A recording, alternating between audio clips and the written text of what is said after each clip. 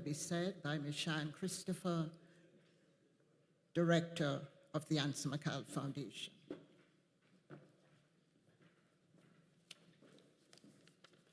Good evening. O God and Creator, goodness and perfection flow from you. How great are your fullness and wonder. We come to you today seeking your blessing, not only on those of us present, but on all people we represent. Almighty God, in the abundance of your glory, enable us to grow firm in power with regard to our inner selves, so that you may live in our hearts through faith, and then, planted in love and built on love with all God's holy people, we will have the strength to grasp the length and the breadth, the height and the depth, so that knowing the perfect love of God, we may be filled with the utter fullness of God. We thank you for the life of Anthony Norman Sabga, by whose generosity and inspiration the notion of the Caribbean Awards for Excellence has come to fruition. May he enjoy eternal life. Bless, we pray, the laureates, whom we recognize tonight, and endow each of them, their co-workers, and respective families with grace and strength, so that their future work and witness be to the credit of their country and be to your glory. We make our prayer, knowing that from you all things come, and to you all things shall return. Amen.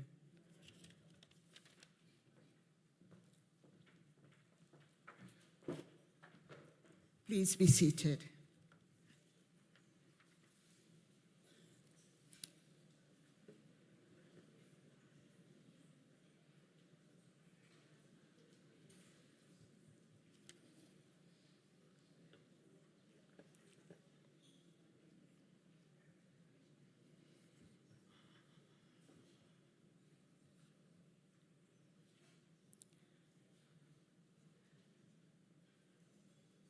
The Honorable Brigadier Retired Mark Phillips, Prime Minister of the Cooperative Republic of Guyana. The Honorable Dr. Ashni Singh, Senior Minister in the Office of the President with responsibility for finance, and other government ministers. Dr. Carla Barnett, Secretary General of the Caribbean Community, esteemed members of the Diplomatic Corps, His Excellency Professor Compton Bourne, Ambassador Extraordinary and Plenipotentiary of the Cooperative Republic of Guyana and Chair of the Regional Eminent Persons Panel, other members of the panel, and I recognize as well Major General Retired Joseph Singh, Guyana's representative on the panel. Mr. A. Norman Sabga, Executive Chairman of the Ansa McAl Group of Companies and patron of the Anthony N. Sabga Awards, Caribbean Excellence. The directors of the Ansa McAl Foundation, and I would like to acknowledge Mr. Andrew N. Sabga, Chairman of the Foundation, who is unavoidably absent. I know he's watching the live stream. Mr. Vincent Alexander, Chair of the Guyana Nominating Committee, and other members of the committee. Mr. Adam Sabga, Chief Operating Officer of the Ansa McAl Group. Country nominating chairs and members. Our esteemed laureates, Ms. Sheena Rose, Arts and Letters, Mr. Dean Nevers, OD, Entrepreneurship, Mrs. Shamelle Rice, Public and Civic Contributions, Mr. Niven R Narain, Joint Science and Technology, and Professor Tannecia Stephenson, Joint. Distinguished ladies and gentlemen, good evening and welcome to the 18th edition of the Anthony N. Sabga Awards Caribbean Excellence Awards Ceremony in our 21st year of existence coming to you from the Marriott Georgetown Hotel in Guyana.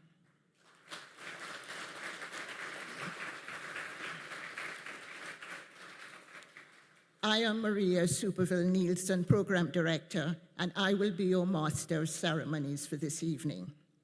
There are some changes to our program, beginning with the opening remarks, which will be delivered by our patron, Mr. A. Norman Sabga.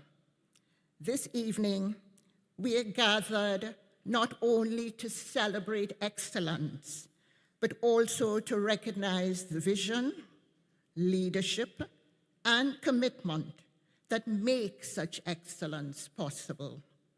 Our patron has long been a champion of excellence, and I invite him now to make his remarks. Mr. Sabga.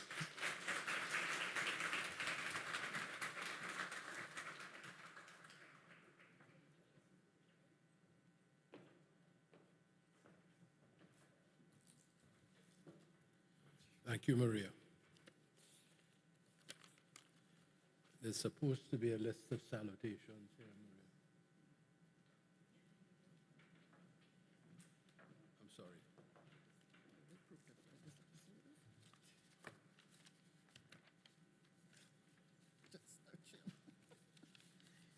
I took it all. Prime Minister. Prime Minister.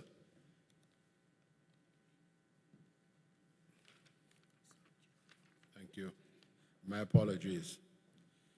Brigadier General Mark Phillips, Prime Minister of the Cooperative Republic of Guyana.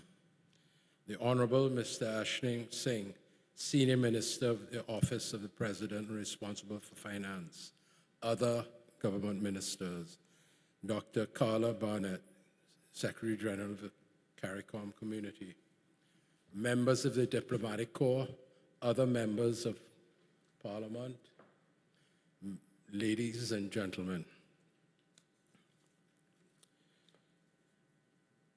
It's my pleasure to be here, particularly in Guyana. Guyana's been a very special part of our awards. We've had 4 extremely distinguished gentlemen, Guyanese gentlemen who have been on the Eminent Persons panel. So Sridhar Ramphal was the chairman of the panel. His Excellency, Professor Compton Bourne, is still the chairman of our Eminent Persons panel.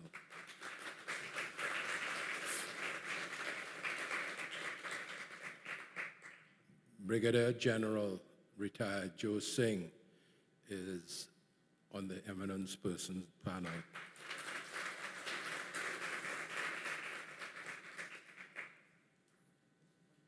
And Professor Nigel Harris is also on the Eminent Persons panel.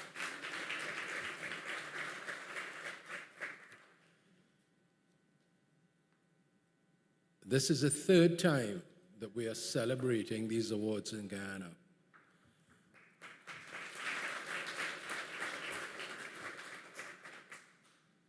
And we're very proud that there are 16 Guyanese laureates.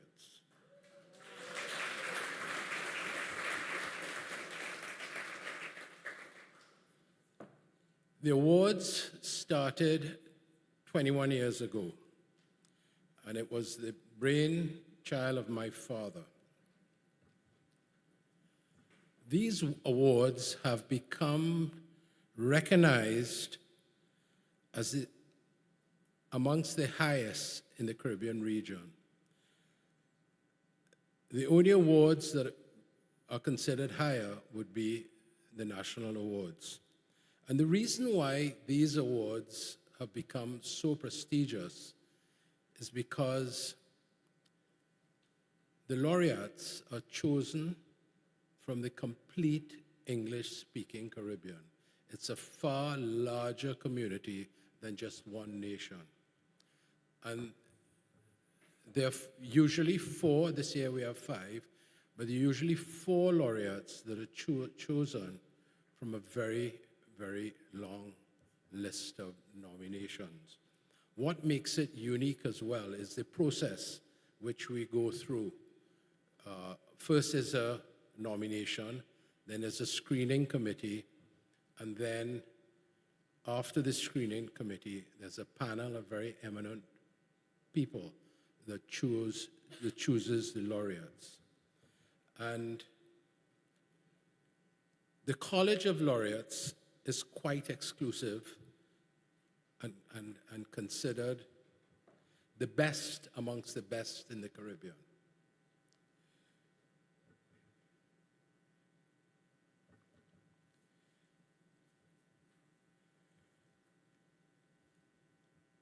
I would also like to thank all of the people who have been involved in the screening process, the select panel, and the selection process. Their time, their effort, their sacrifice is greatly appreciated. I want to thank their spouses as well. Some of their spouses have come here. The support we get from the spouses is tremendous. And I want to thank you all for supporting your better halves in this process.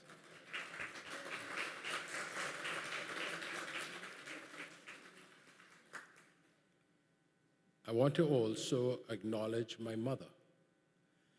This year, she'll be 99 years old.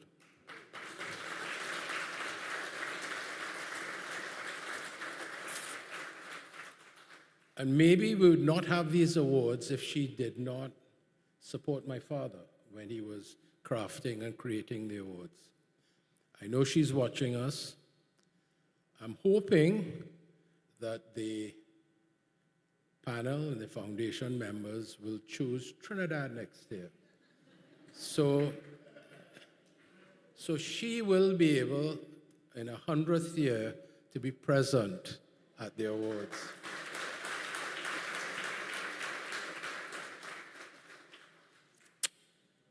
This year we've had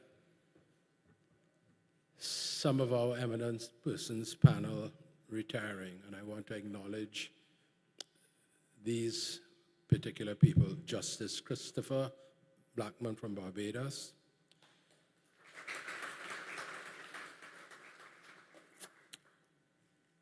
Professor Bridget Barrington from Trinidad and Tobago. On a sad note, Christopher Bovell retired last year and unfortunately passed away earlier this year. Maria Nielsen, our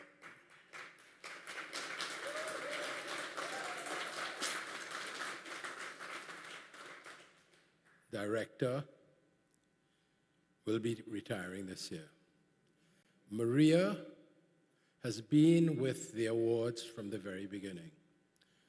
Maria joined the Ansa group 51 years ago.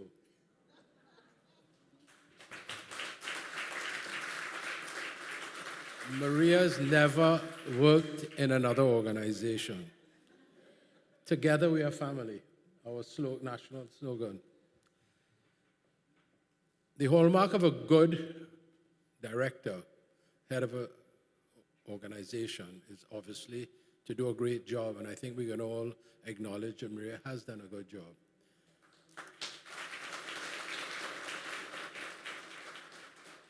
But what is equally important? Okay. Thank you, Chairman, and thank you for your kind words. The chair of the Regional Eminent Persons Panel is an individual entrusted with guiding thoughtful dialogue, shaping consensus, and advancing the collective interests of our Caribbean community. And so it is my distinct honor to invite His Excellency, Professor Compton Bourne, to deliver welcome remarks.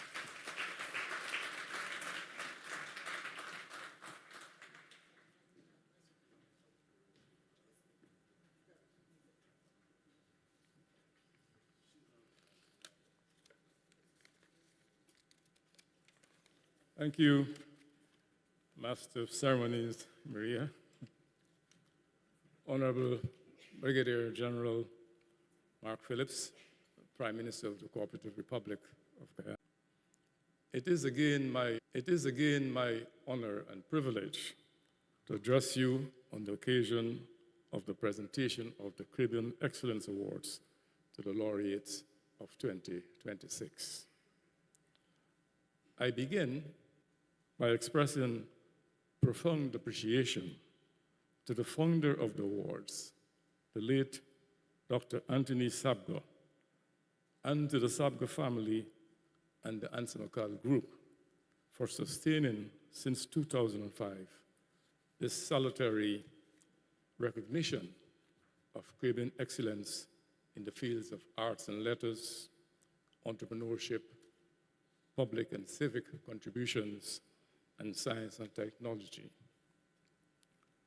Anthony Sabga was motivated by his recognition that, in the words of Barbara Gludon, a giant of Jamaican theater and radio, to quote, "We can assert our truest Caribbean identity only by reaching is a challenging task," carried out by the Regional Eminent Persons Panel on the basis of essential, valuable inputs of the country nominating committees of Barbados, Guyana, Jamaica, the OECS, and Trinidad and Tobago in compiling and presenting their nominees, and the no less valuable work of the program management team and researchers in preparing the dossiers for consideration by the less valuable work of the program management team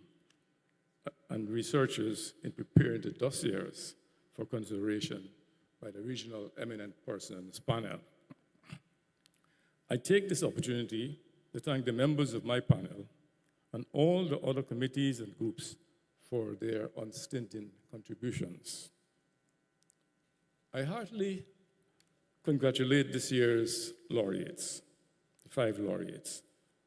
Ms. Sheena Rose from Barbados in Arts and Letters, Mr. Dean Nevers from Jamaica in Entrepreneurship, Ms. Shamelle Rice from Barbados in Public and Civic Contributions, Dr. Niven R Narain from Guyana in Science and Technology, and Professor Tannecia Stephenson from Jamaica in Science and Technology. To the laureates, I do more than offer congratulations. I share the limelight, the excellence of which depends in significant measure on unusual talent or prowess. He goes on to say, but there is also a kind of superlative action not normally identified by the buzzword excellence, even when there is lack of exceptional talent, skill, or prowess involved. Professor Baugh identifies quality of character, of integrity, of attitude, a heightened sense of responsibility towards one brother or sister human being.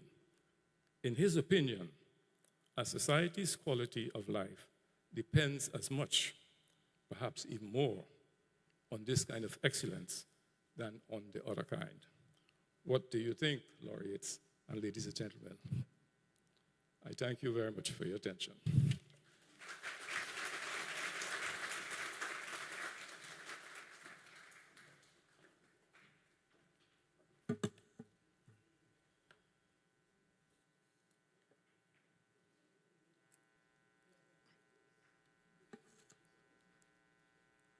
Thank you, Professor Bourne. Yesterday afternoon, His Excellency the President, Dr. Mohammed Irfan Ali, afforded us the most engaging, delightful, and inspiring courtesy visit. He had hoped to be with us this evening, but as with most heads of state, his schedule changed unexpectedly. He has asked the Honorable Prime Minister, Brigadier Retired Mark Anthony Phillips, to deputize for him Honorable Prime Minister, we invite you to address us.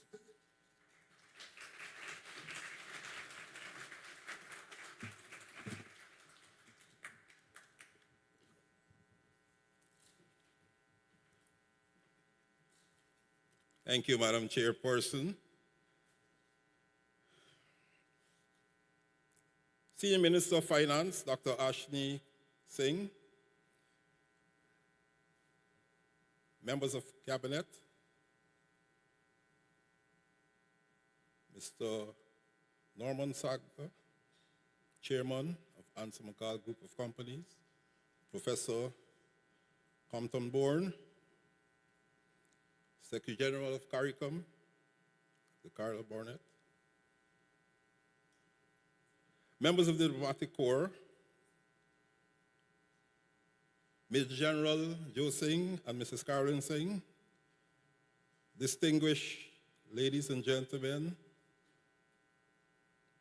standing on all other protocols previously established, good evening.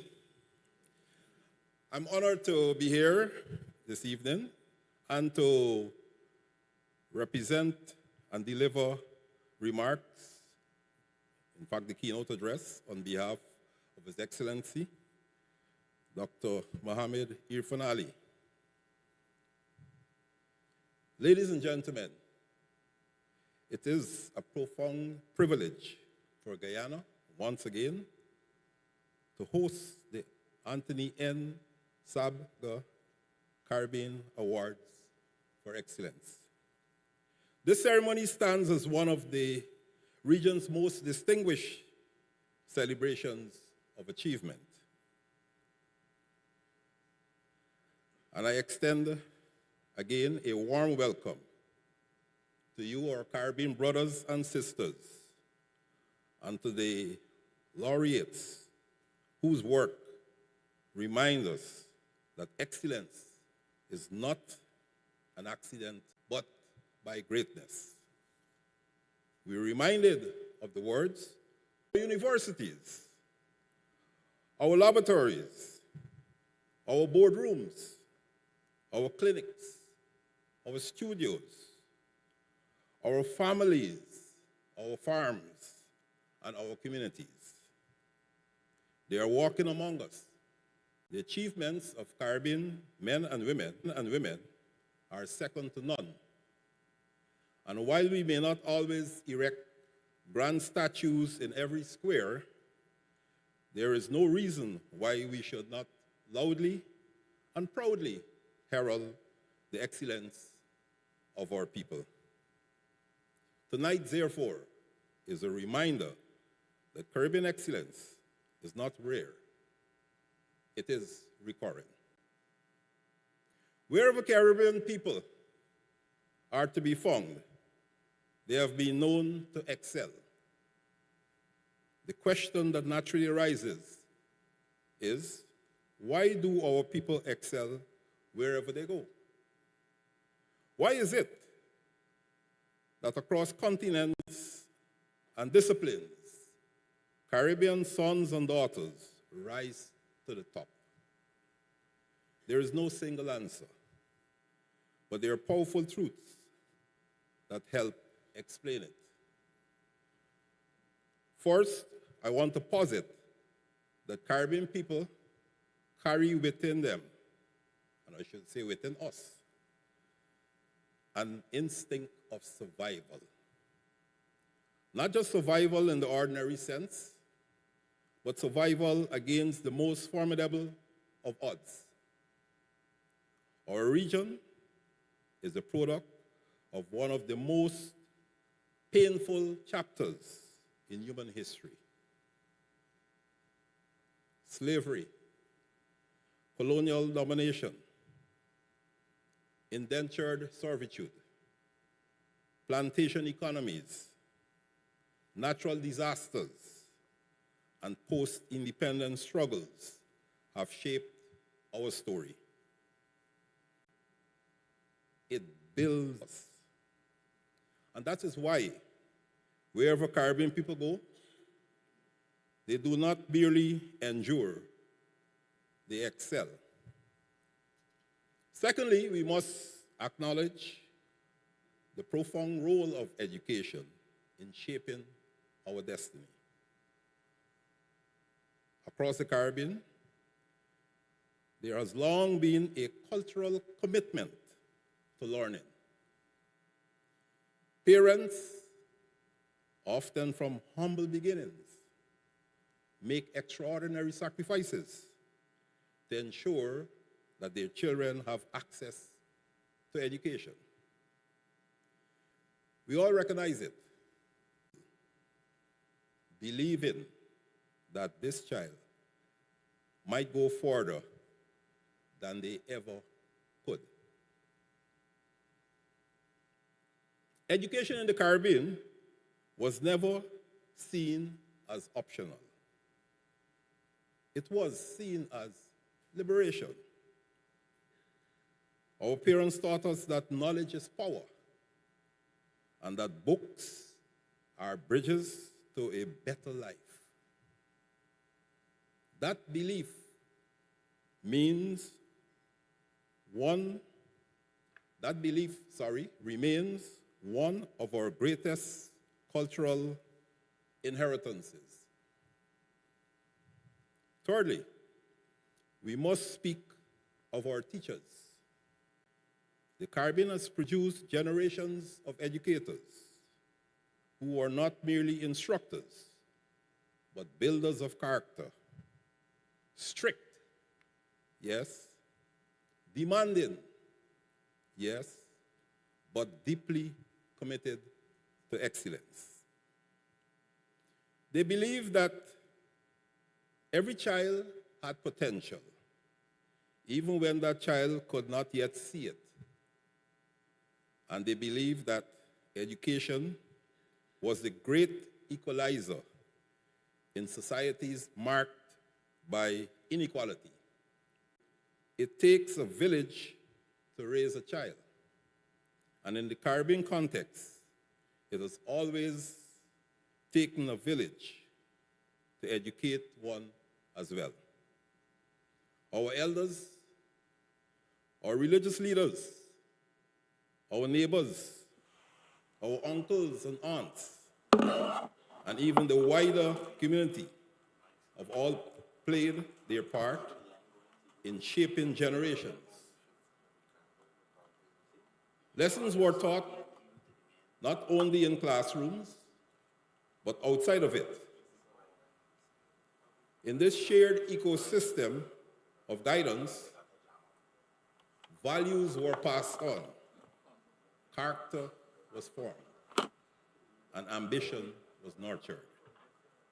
It is this collective investment in our children that has helped to produce the resilient and accomplished Caribbean people we see today. Fourthly, we must recognize the power of our adaptable. Because we are small, we are resourceful. Because we are small, we learn to innovate where others rely on scale. We do not have vast internal markets. We do not have unlimited resources. But what we do have is imagination. What we do have is agility. What we do have is the ability to turn constraint into creativity. We have learned to survive in uncertainty and to succeed despite limitation. That is not weakness. That is what I call competitive advantage. Fifth, we must side stall the village shop, the market vendor, the hairdresser working from home, the farmer cultivating with care and resilience. These are not just economic activities. They are training grounds for life. They teach discipline. They teach responsibility. They teach customer service. They teach risk-taking. They teach us that dignity can be built with our own hands. That entrepreneurial spirit is one of the Caribbean region's most powerful assets. So, ladies and gentlemen, tonight, let us disabuse ourselves of any lingering notion that the Caribbean is too small for excellence. That idea is not only false, it is outdated. We have already demonstrated repeatedly that Caribbean people can compete and succeed at the highest global levels. And importantly, our excellence is not confined to a narrow field. It is found in literature and the arts, in medicine and science, in law and governance, in business and entrepreneurship, in sport and innovation. Name the field, and you will find a Caribbean mind shaping it.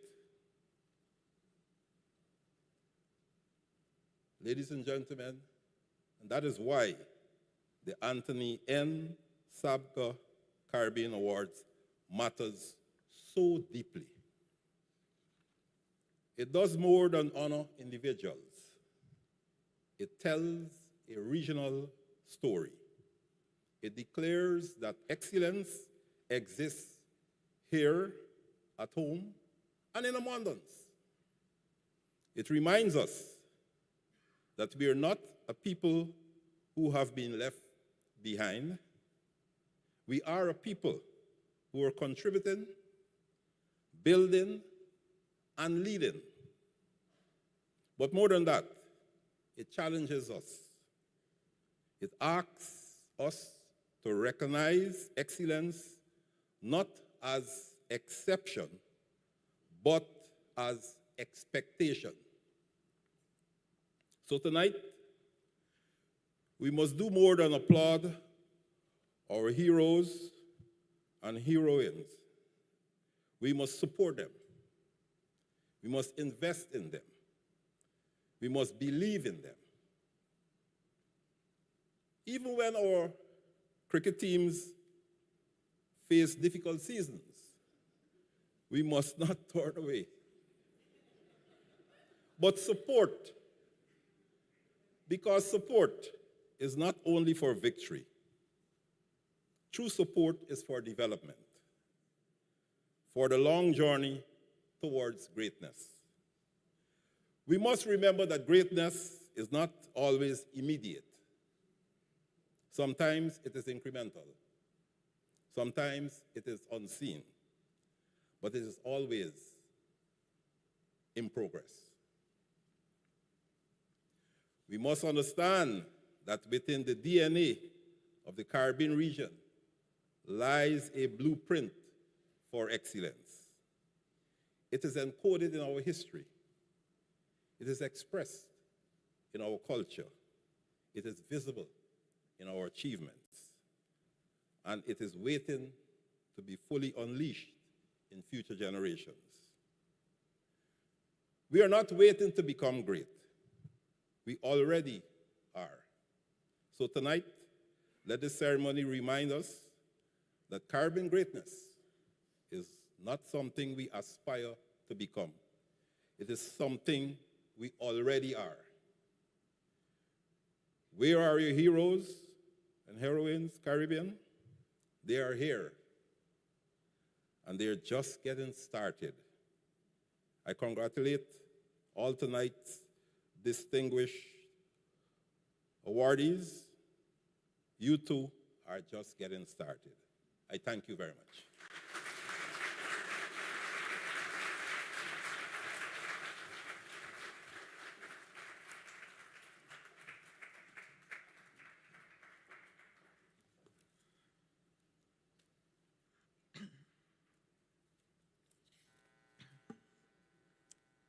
Thank you, Honorable Prime Minister.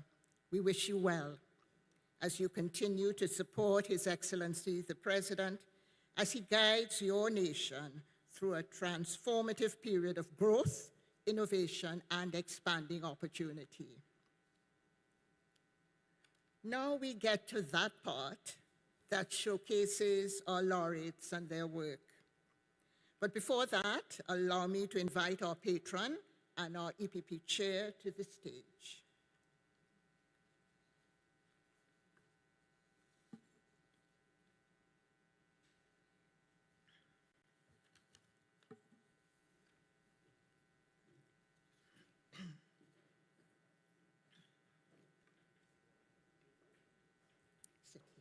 Yes.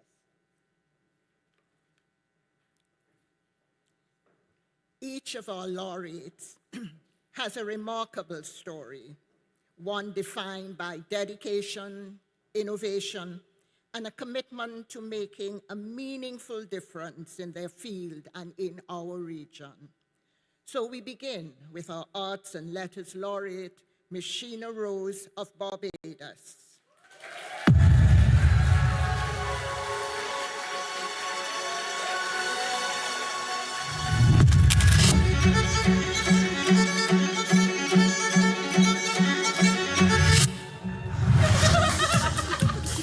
Wow.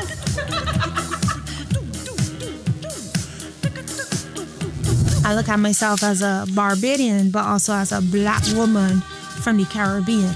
So who am I? What am I? What do I do or react to this space? And I think that gave me a lot of self-confidence, but a lot of power.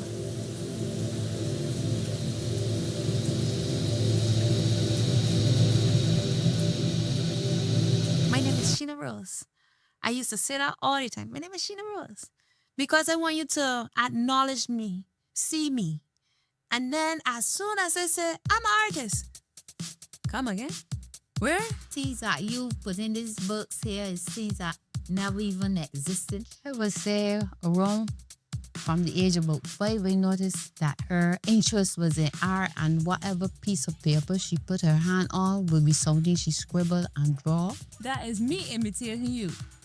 You wash the dishes, you clean your room. I was bullied badly in secondary school. I was a girl that was awkward, that used to do comic books to herself. I was teased at badly.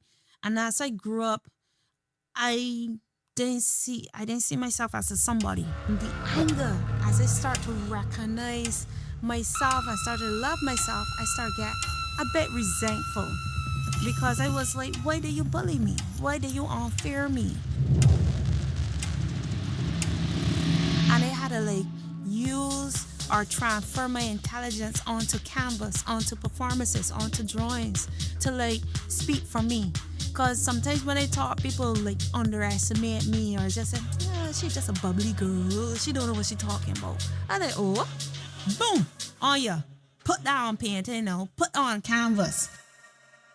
I don't always remember the first time that I met a student, but I remember the first day I encountered Sheena. She was in my Caribbean art history class, and she had this remarkable enthusiasm that she was glad to be there, she was eager to learn, and she was not going to let any opportunity pass her by. I think you're doing fashion in this one too. You have high heels for this lady here, and then you have flats. I would say I'm an avid collector of Sheena's work.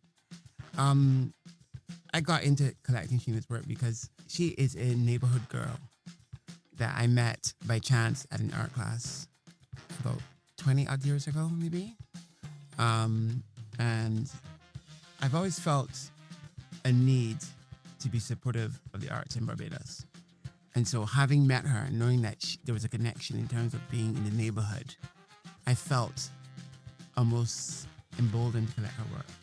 And her mind captures you, pulls you in, and you wanna think about how she thinks. We never pressure her into getting a job. We were always supportive of her doing her art. But then as her art started growing, we see she was into performances and things. She sometimes would be practicing through the house. We never stop her. And then our house was like an open place for her artist friend to come. We had all kinds of creatives in this house.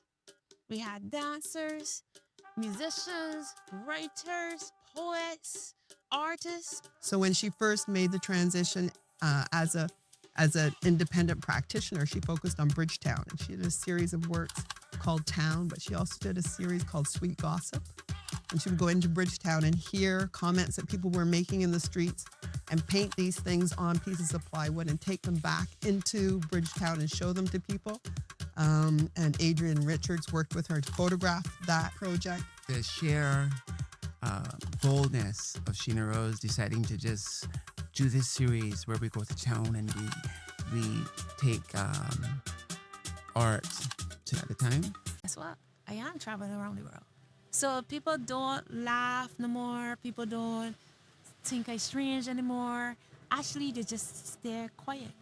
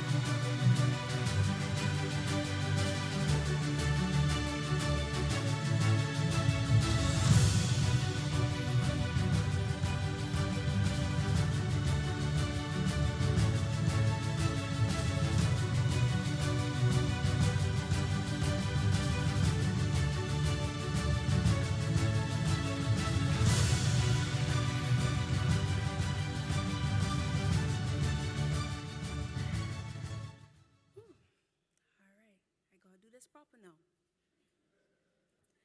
Honorable Prime Minister Brigadier Mark Phillips, Mr. A. Norman Sabga, patron of the Anthony N. Caribbean Award for Excellence. You know I'm nervous.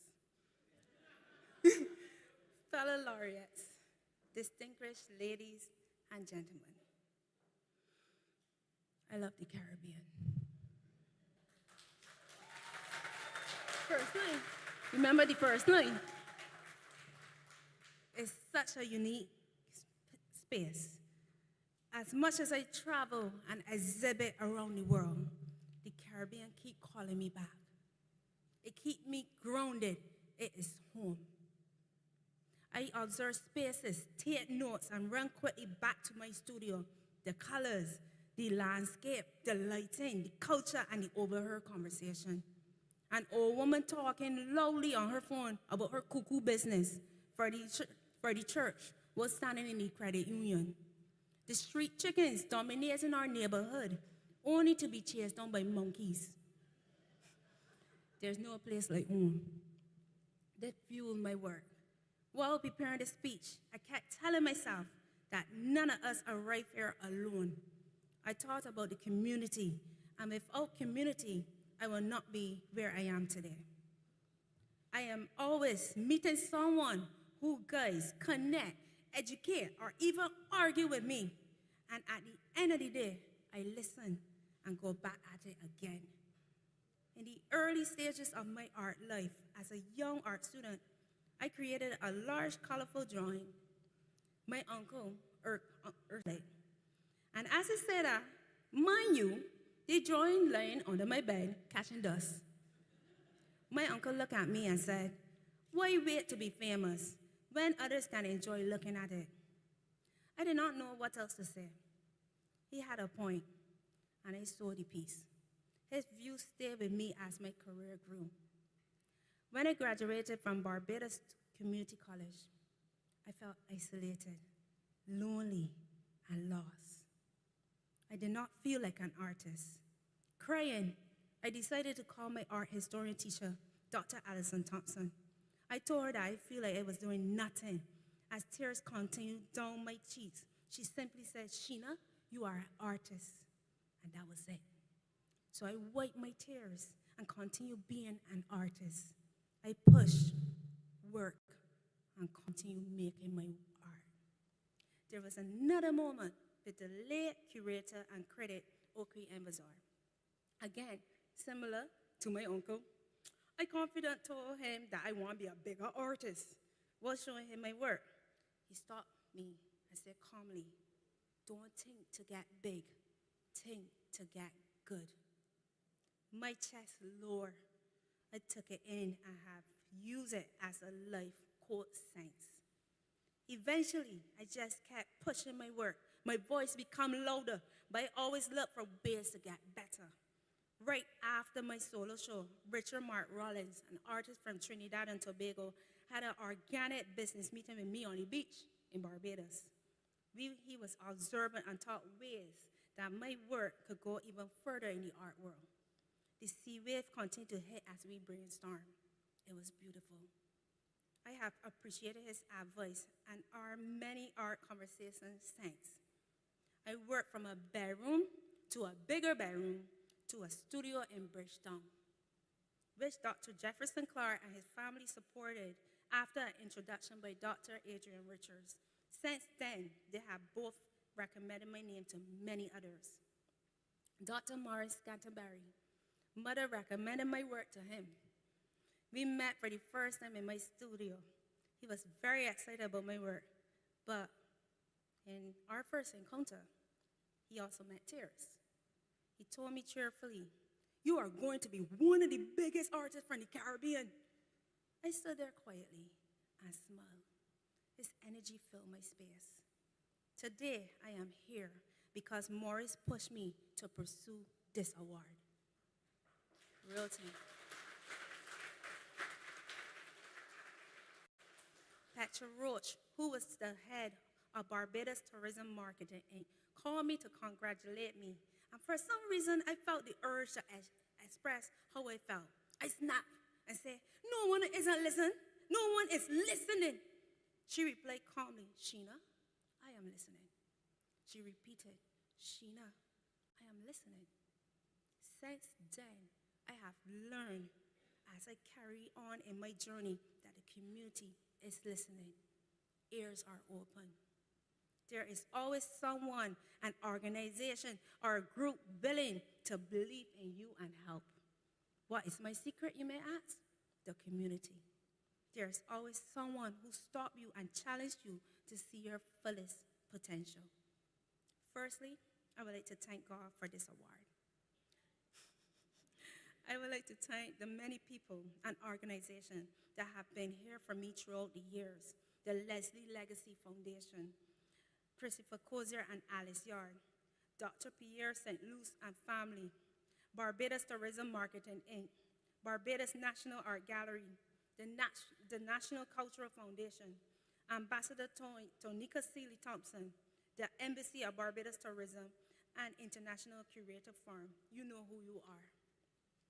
I would also like to big up my family and friends who flew in for this special occasion to celebrate this moment with me. Where you are? Yeah! My sweet mother. Woo!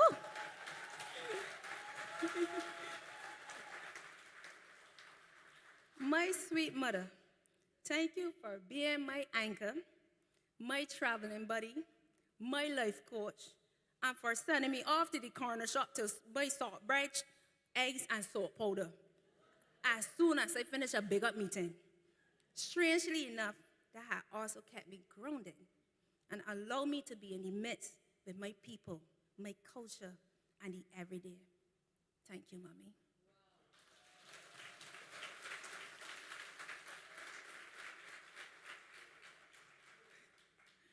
I must also thank my father, the late Peter Rose.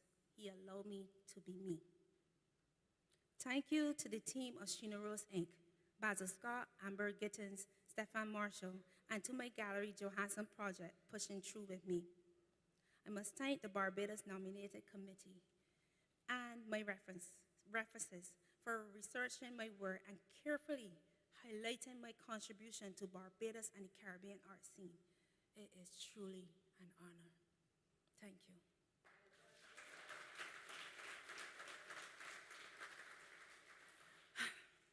In 2024, my fellow laureate, Dr. Morris Canterbury, invited me to attend an award ceremony.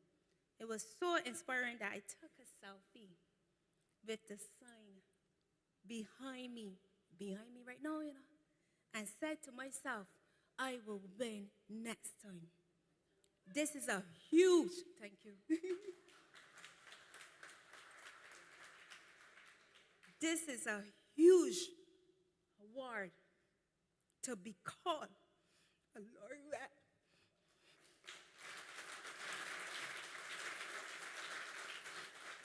It is a tremendous honor.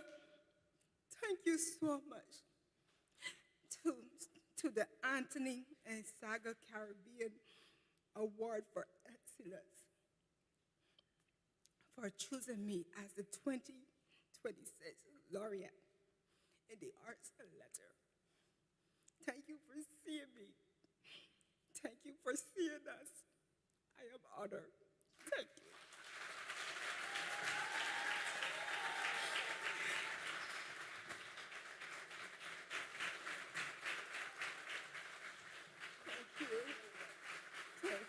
Thank you so much.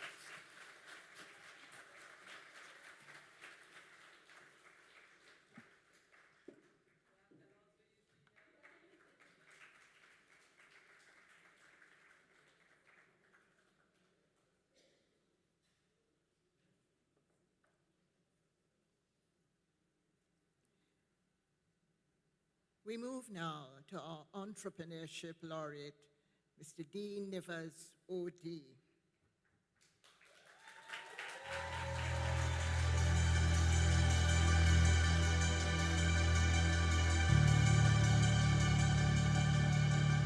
I want you to just walk back on the steps, sit in the center where you are, and just press like this.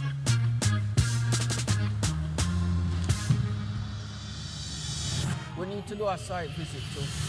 Everything is in place. Yes, Chief. Improvements. They have everything set up, all the equipment set up. The Nevers, take one. Well, years ago, and I'm not stating my age, I saw where the costs for most of these deployments were very high. I've always been thinking, us Caribbean persons or Jamaicans can manage these projects and take on these projects. And the technician visit for you today. Are you available? So pretty much my dad was a first generation engineer in Jamaica. So he started out at Radio Jamaica, which was like one of the first broadcasting stations in Jamaica back in the 60s, 70s. You'd see him doing all kind of connections and all kind of setting up TVs. Those TVs with the tubes. You'd see all of that. So in your mind as a kid, you just say to yourself, you want to be an engineer. That's it. With a smart building solution, of course, you're talking about like security cameras, full access control. High school, which I went to Kingston College, which is one of the most famous high schools in Jamaica. Going through adolescence, big distractions. Safety first, so I have to get my hard hat and my vest. Took a drawing cable and wireless at the age of 19, and I spent like 12 years there and doing the various engineering training and certifications in telecommunication. So you learned everything turnkey in terms of from start to finish, design a network, build a network, deploy a network. Most of the works are being done by non-Caribbean folks. So over time, I just had the views that this is something that we could do ourselves if we have the right training and management. Many organizations believe that expertise for this sector resides outside of the country. For him to convince the powers that be that I have the wherewithal to put my team together with the different areas of competencies was just amazing. The biggest challenge, though, was that none of the banking system was acquainted with a project like this being done by a Caribbean person. When I approached the bank, I don't think I was experienced enough at the time in terms of knowing every single thing that banks required. So I was just eaten up with all the requirements, I'm thinking, right? So the reality behind it is that it's like I had to go back to the drawing board. So I offered a few persons shares in the company. Several of my friends did not believe in it because I think the task looked so big for them. So they opted out. I had to look around me. I saw we had some resources around me, vehicles. So I went ahead, sold the vehicles to acquire working vehicles and working tools to establish the business. I started working at Connex when I was 18 years old. Right out of high school, I was actually introduced to Connex because of my high school. They had a program where they reached out to different companies, and basically what happened was I was placed at Connex. Over the years, we have committed to training young persons, and we would have drive that through partnerships with technical institutions, with our outreach program, Connecting Minds, because the reality behind it is that with so many distractions, we're losing a lot of interest in certain skill sets. Biometric, sorry, This doesn't have the RFID. That's the RFID we can scan. When I got introduced to Connex, I started out as a technician, and over the years I would have grown and matriculated to the place as I am now. And I think for me personally, the drive is to get more persons involved in different aspects of engineering. So whether it is ICT or telecommunication or solar, because these three areas are very, very important to driving the growth of any country or the Caribbean as a region. I don't think Dean ever thought in his wildest dreams that what he would have accomplished in such a short time without many of the fundamentals which are required by large, old, established organizations. I put it down to his drive, his willingness to succeed.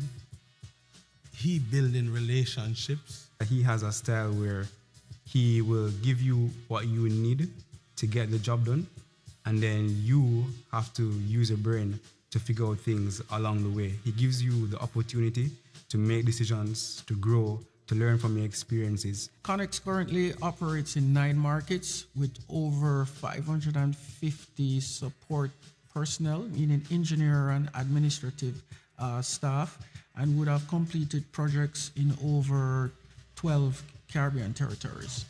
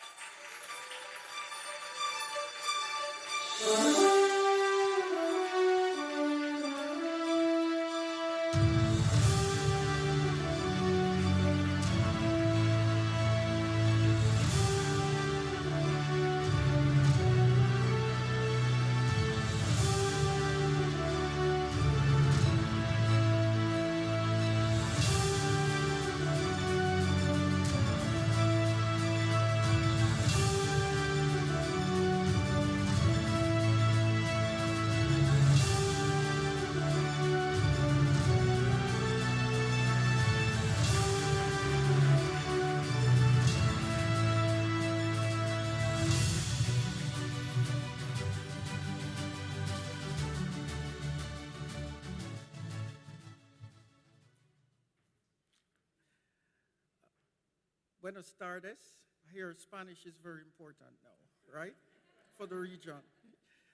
Good afternoon, ladies and gentlemen. All protocol observed. Prime Minister Mark Phillips, Mr. Honorable Singh, met you before, Jamaica delegation. First thing I must say is that Guyana, who is our now wealthy big brother,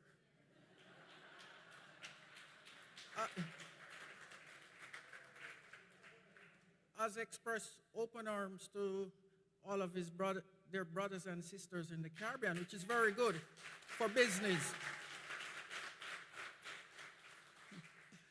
Now, for me, I've always loved entrepreneurship, right? And before I get into that, I have to thank the SABGA Foundation because, you know, working hard, you forget about rewards and so on. It's all about the bottom line. It's excellent. Excellent work from the production team. So it's not just an award where you just come up, get something, and you smile. The production team became family. We're eating like jerk chicken and oxtail soup in Jamaica, you know. Robert, Maria, Olivia, you know, get a little slap when I didn't respond quickly to the emails. But you know what? It drives that Caribbean vibes that we love, right? And I had to do some research, and I saw where Anthony Sabga, he was also an entrepreneur in the 1920s. And guess what? Because of his drive and success, he was able to build communities and also give back to communities and in turn create jobs, build nations, because guess what? The reach was not only Trinidad, but Sabrina, my kids, yes. And you know, it comes with a lot of, as the head at times for your business, it comes with a lot of challenges because you have to balance everybody's expectations, right? But one thing is that Caribbean people, and I love being Caribbean. In fact, you know what? I so love West Indies even with our non-winning streak right now, because growing up, it actually, when you watch cricket, it actually builds that family vibe. So I was close to Guyana, Trinidad with the Mound, and seeing that Mound concept, that party concept worked. Guyana, you learned about the rice trade and so on. The Spice Islands, you learned about everything, and you're like brothers and sisters without even knowing it. You have been building that relationship over the years. It shows where teamwork, and when we work together, it builds our community.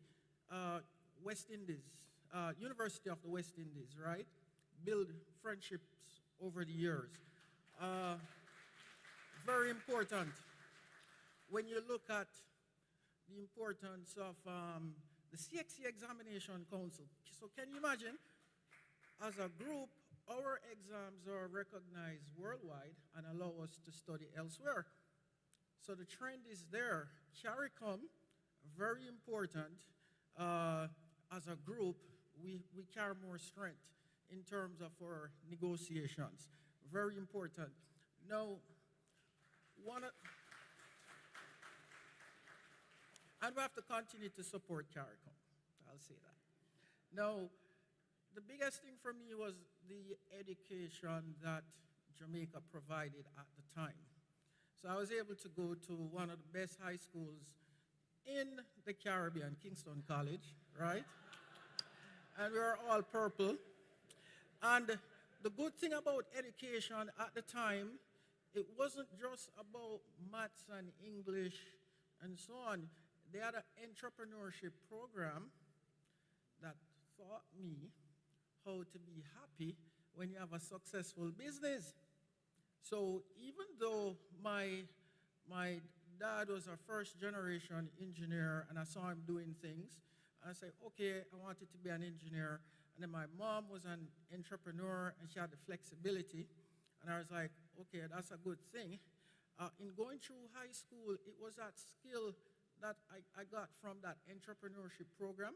When I left high school, transition into engineering, I saw whereby I could give more in terms of creating jobs, because at the time, what I saw in the Caribbean was that most projects for development was being done out by expats. And nothing is wrong with that in terms of that teamwork, but what happens is it drives costs up and it delays your growth based on budget.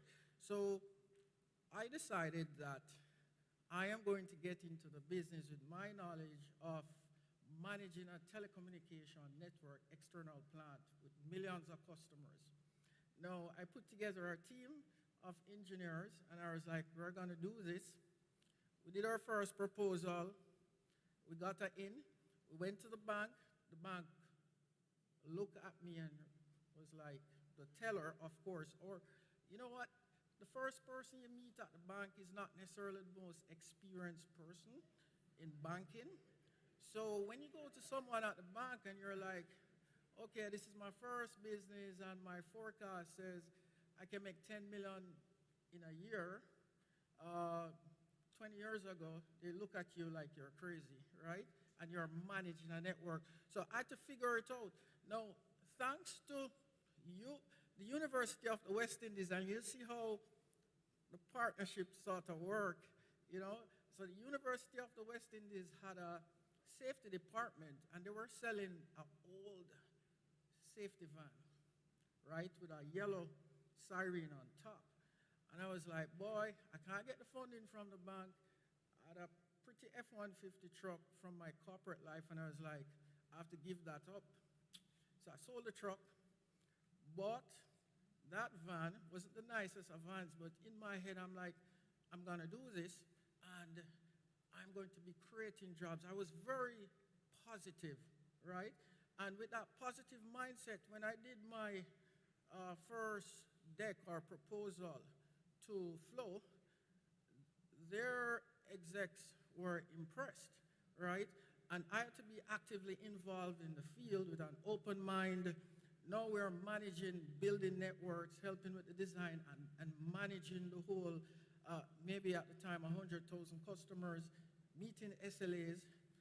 As you get more and more successful and you're giving back to your team, which is what I did, you make your CEO life becomes easier, your clients, so they would give you more and more projects, you start to expand. Guess what? You have to motivate your teams, which is very important. So kudos to my Connects team.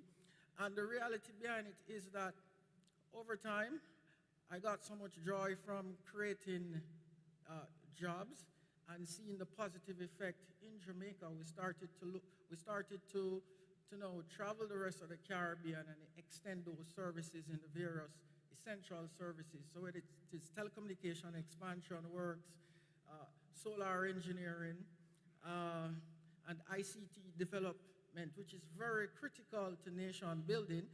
And the reality behind is for us to grow in these areas, we have to manage costs. Because at the end of the day, after our independence, Jamaica, Trinidad, 1962, I know Guyana and Barbados, 1966, the rest of the Caribbean in the 70s, we didn't inherit much after independence. So we had to figure it out, right? And using local resources, we're better able to manage our costs. And that's my principle. And hence, for us, every market that we work in, we establish a training school that actually train our fellow Caribbean persons to work with us in the various skill sets. So whether it is telecommunication, ICT, software development, we do it, we incentivize persons, and the dream works. So education is key. Now, as we grow, I have to look at some of the challenges that we face. We have to fix our currency problem in the Caribbean. We need one currency because to be successful, it is crazy as business leaders, you need permission in some countries to get access to your US dollars that we work hard for to travel, right? We have to get away with the egos of saying, okay, we want our own currency. We have to seriously have that discussion because it creates roadblocks to business. And every person in here who has a business throughout the Caribbean knows these challenges. And this is something that we have to push CARICOM heads to resolve. The next thing is, for me, and one of the things I've been looking at, guys, is how do we use technology to solve the one currency thing, with fintech being a big thing. We have to do our own research to solve our problems, right? But it requires teamwork. So saying OECS currency is good, it might be good for the corner shop, but for international trade, there are gaps, right?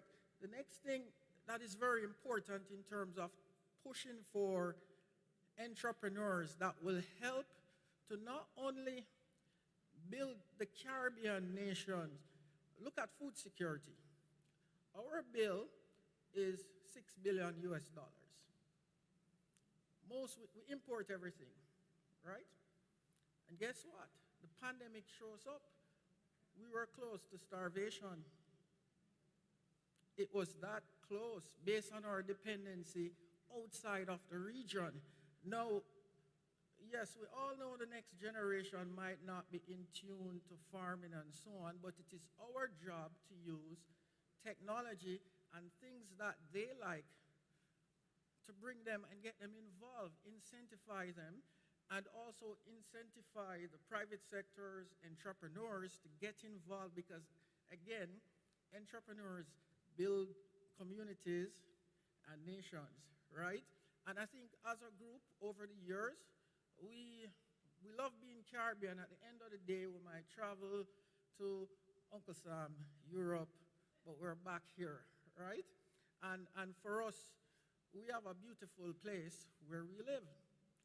And it is important for us to continue to have that conversation as it relates to how do we grow together, right? Very important for us, for the next generation. Now, what I'll say is that, in closing, is my school motto, Fortis cadere cedere, non potest. The brave may fall, but never yield. We all have challenges in our countries, right? However, most times with teamwork, we can, for the most part, overcome these challenges. And it requires more positive discussions and less egos. And just to say, similar to Guyana and my friends from Trinidad who are open to business, the private sector and entrepreneurs and persons who want to get into business are also open to business. Thank you.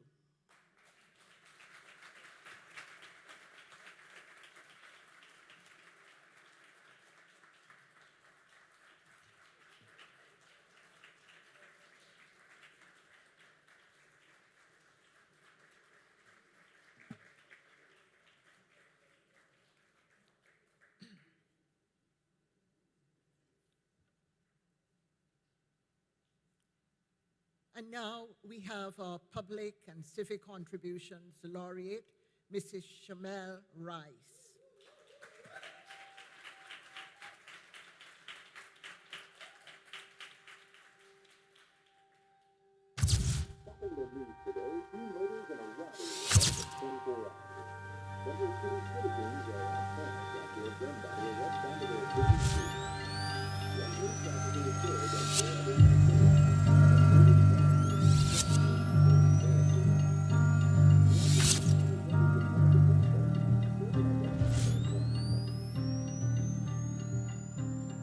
Barbados is a very small and in some ways still very conservative type of society.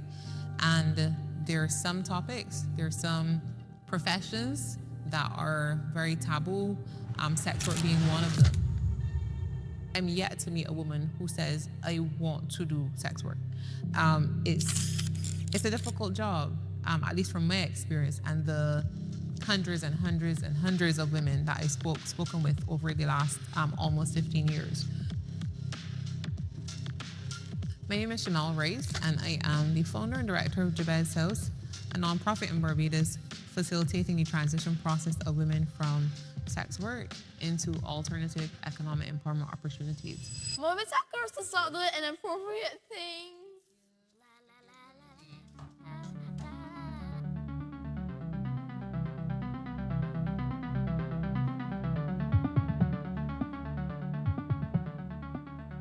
I don't want to say very humble living situation, but my family, we were the poor family in the neighborhood.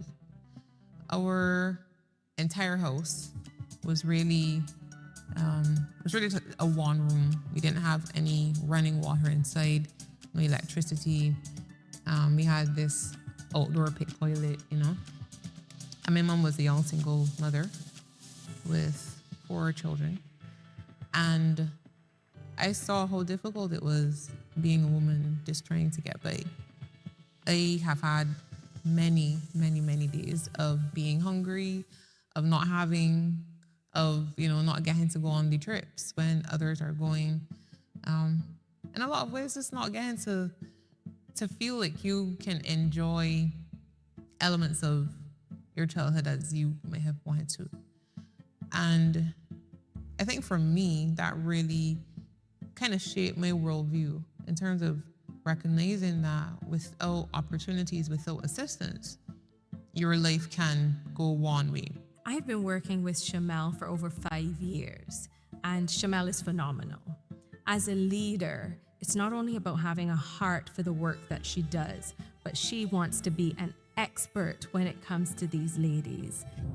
Our main and what I would consider our flagship program is our skills and vocational training program. It was that 90% of the women who enter sex work, their primary motivation, their primary reason for entering sex work was simply to provide for their children. So research has shown women who have entered into sex work have a predisposition to things like depression, anxiety.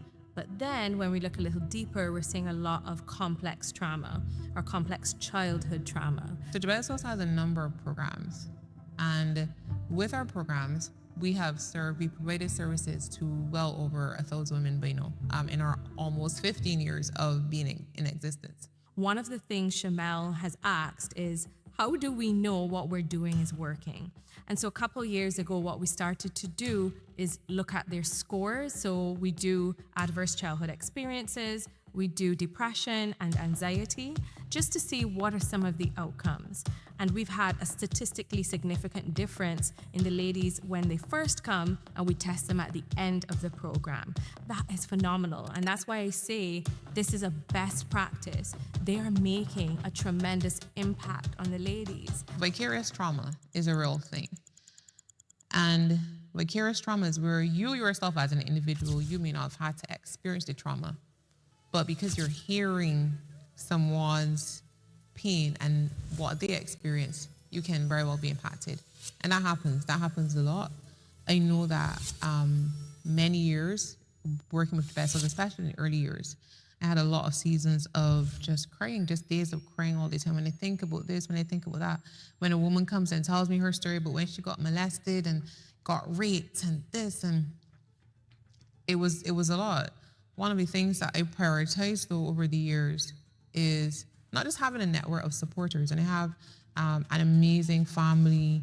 I have amazing friends who, you know, they are like, Shamelle, this is great work, keep going. It's a very emotionally charged type of work that we're engaged in.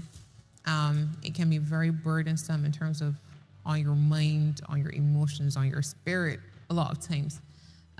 But for me, being able to see where women come from, where they start, and just watch them over months, and in some cases even over years, just grow, and completely evolve. That transition is it's hard to put into words, and for me that really gives me the greatest fulfillment. And every day that I get to do this work and serve these women My heart is very, very full.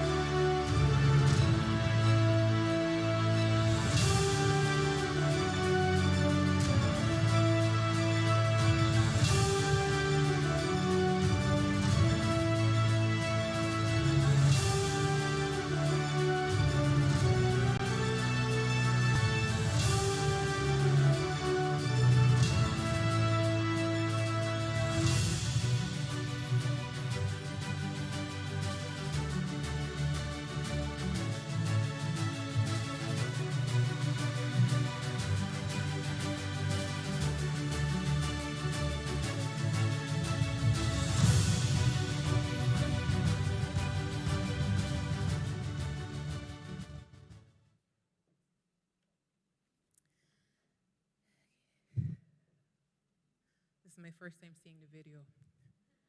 So I was experiencing it for the first time just like you. And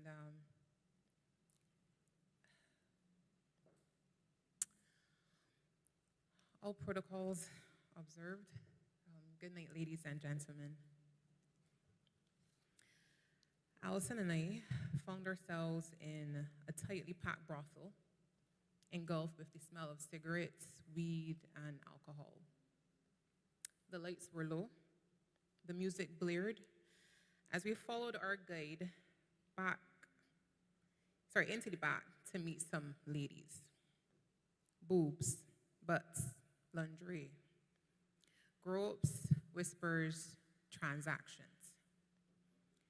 Competing with the loud beats of music made it difficult for them to hear anything being said by us. Can we step outside for a minute? It was a Friday night.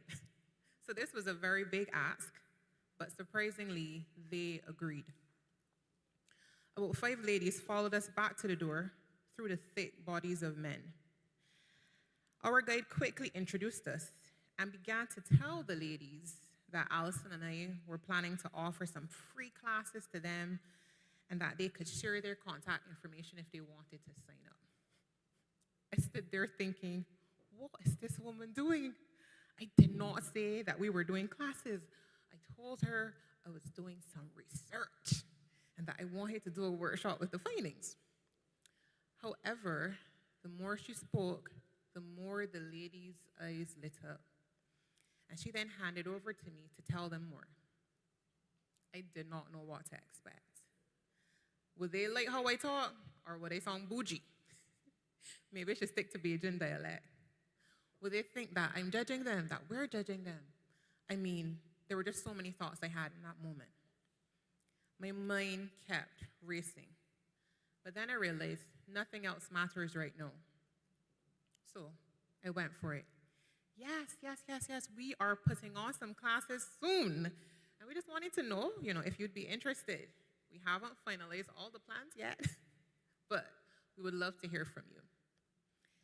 Seeing the excitement in their eyes and the way their faces lit up told me, no, Shamelle, you gotta find a way to make this happen. You cannot disappoint these women. One by one, they chimed in. Yeah, boy, I would love a second chance at life. I only out here because I can't find no work, Man, I had to drop out of school.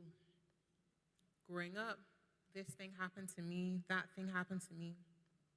I can't really read nor write, and that's something I would really love to be able to do. I gotta support my children. It's just my one. The responses continued. On my way home that night, I cried and cried and cried. My heart was heavy, and I felt, surely, Shamelle, something must be done. That was the very first night. Now, fast forward some 14 years later, more than 1,000 ladies I've personally engaged. The stories still continue, but an option now exists. Jabez House.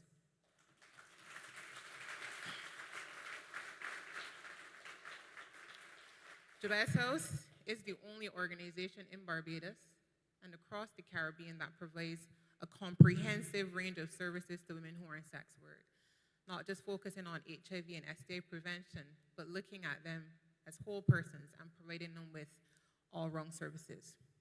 And since 2012, our ability to be able to provide access to alternative economic empowerment opportunities to the ladies who have at times felt like they had no other option than to sell their bodies has really made the work meaningful. It has not been easy work, I'll be honest, but it has been meaningful. And there are many days, though, that my heart hurts when I think of the trauma countless numbers of them have had to endure from childhood and even still now. I'll be honest and say there are still many, many days that feelings of powerlessness try to envelop me. And there's so much more that I would love to see and do for these precious women that I get to serve every day. But in the midst of my despair, I then remind myself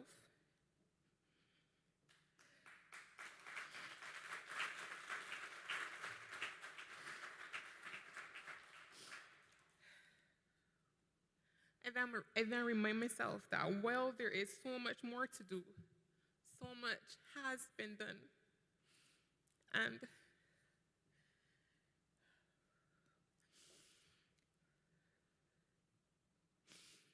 I soothe my aching heart in the success stories of countless women whom, as a result of Jabez House and the services we've been able to provide, now feel hope and pride as micro-business owners of nail salons, those who've been able to work in food and hospitality industries, and so many other things. I soothe my heart in being able to see that many of them are able to walk out their lives in a measure of healing. Those who no longer have to feel ashamed or worry about their daughters seeing them be involved in this profession. And tonight I am comforted and grateful beyond words that the work of Jabez House and what it represents, but most importantly, who it represents. Women who have been stigmatized, discriminated against, and invisibilized can be recognized as women who also deserve honor, respect, and opportunities.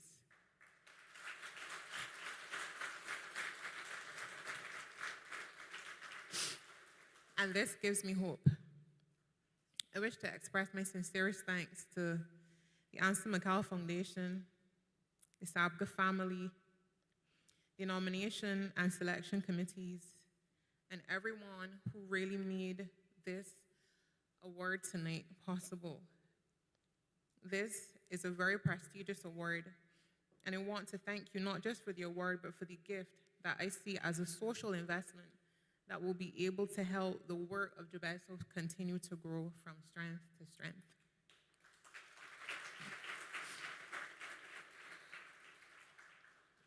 I also wish to thank my amazing husband, Anderson,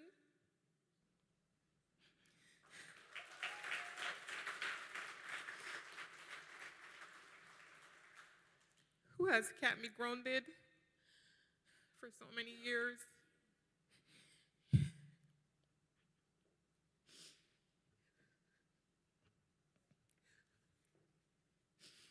He's the person I live with, and he has seen me with these ladies for almost 15 years. And the way he has supported this work, encouraged this work, I remember we were married already, and I remember telling him, I'm gonna quit my job and start a charity. We were living on our own, and he didn't say, what do you mean, how we gonna live? He was like, babe, go for it. And never once, as he said,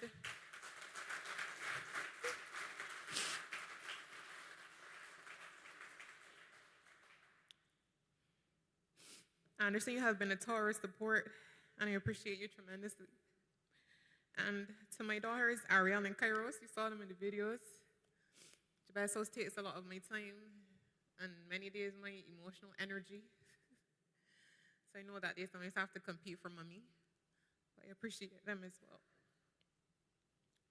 This is not easy work, but your love and understanding really helps to keep me going. To my parents, the Rices, thank you for always being there. To my mother, Winifred, I know you are watching, Mommy, and I am the woman I am today because of you, because of your resilience, your resourcefulness, and serving others even in the midst of your poverty. I honor and treasure you. To Allison, Raquel, and every single member of the Jabez House team who make this work possible, thank you for your labor of love daily, because it is a labor of love. The days are hard. Most days we get to the office, you have no idea what to expect. You can see a woman today and she looks okay, and a scenario could have happened hours later that has totally wrecked her, and it's a crisis. And they show up every day, Raquel and the team, they show up every day, and I feel like we're firefighters, but we do it because we love this work and we love the women that we serve. And to every donor, every funder, every supporter, every encourager, your support means more than you would ever know. To those who have held my arms up along the way when I became overwhelmed, thank you. And most of all, to God, my Creator, thank you for keeping your hand on me. Jabez House was a dream I had in my heart since I was 14, that I've journaled about, that I wrote about, that I prayed about. And God, you've allowed me to fulfill this work and to continue. And I ask, Lord, that you would continue to order my steps as I commit my way to you. I want to thank everyone for this moment, for this opportunity. And once again, to the committee and to the foundation, thank you. Jabez House, empowering women and transforming lives.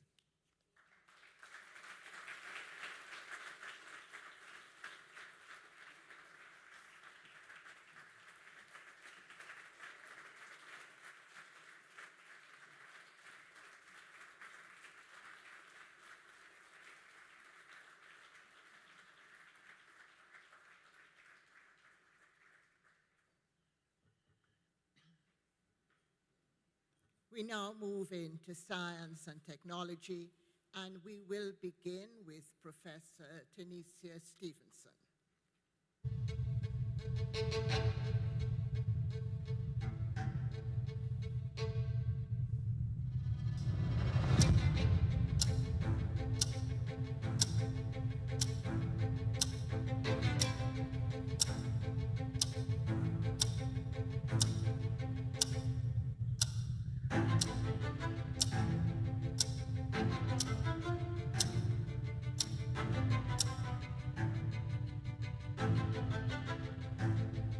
So absolutely, climate change is a threat to Caribbean life, livelihoods, and our economies. We just have to visit a coastal area where we see sea level rise at work. We just have to visit a farmer who is either dealing many times with more rainfall than he would like or less rainfall than she would like. You know what's the largest temperature you've recorded today? We are contending with stronger storms. We begin tonight with this monster hurricane slamming Jamaica as a catastrophic Category 5 hurricane. Pretty much like Hurricane Melissa that hit Jamaica at Category 5. And so across different areas of life for the Caribbean, we keep being impacted by changing climate, and we keep having to respond to the climate as it continues to change. I am Professor Tannecia Stephenson. I'm co-director of the Climate Studies Group, Mona, at the University of the West Indies, Mona campus. Morning. Morning, Darwin. How are you? I'm also the Deputy Dean in the Faculty of Science and Technology at the University of the West Indies, Mona campus. So as we looked many decades ago at climate data and information being generated at a global level, it became important to take this global data and understand what it means for small island developing states like the Caribbean. So it was important for us as a group, the Climate Studies Group MONA, to better understand how our own climate varies, what drives it, how it has been changing, and the impact it has been having on life and livelihoods here. And so it moved us as a group to start looking at modeling climate change. And it is just looking across the Caribbean and speaking to how much warmer than normal was the Caribbean last year. My own work would have looked at using statistical models, mathematical models to understand how the climate changes at a particular location. One of the things that Professor Stephenson has been especially good at is creating tools for using the data that she produces. That the group produces as well, and she's a part of the group. And so once you have those kinds of tools, including digital platforms, stakeholders can easily get to the science. The Caribbean was listed as a space with limited climate change information, limited climate information. So what Professor Stephenson's work did and study did was to actually set that baseline for Caribbean science. So it filled the gap that was mentioned, a part of the gap that was mentioned by the IPCC as the Caribbean having limited climate change information and limited climate change studies. So you have a baseline of extreme change that you can use to then say something about your future change. So what are some renewable energy sources?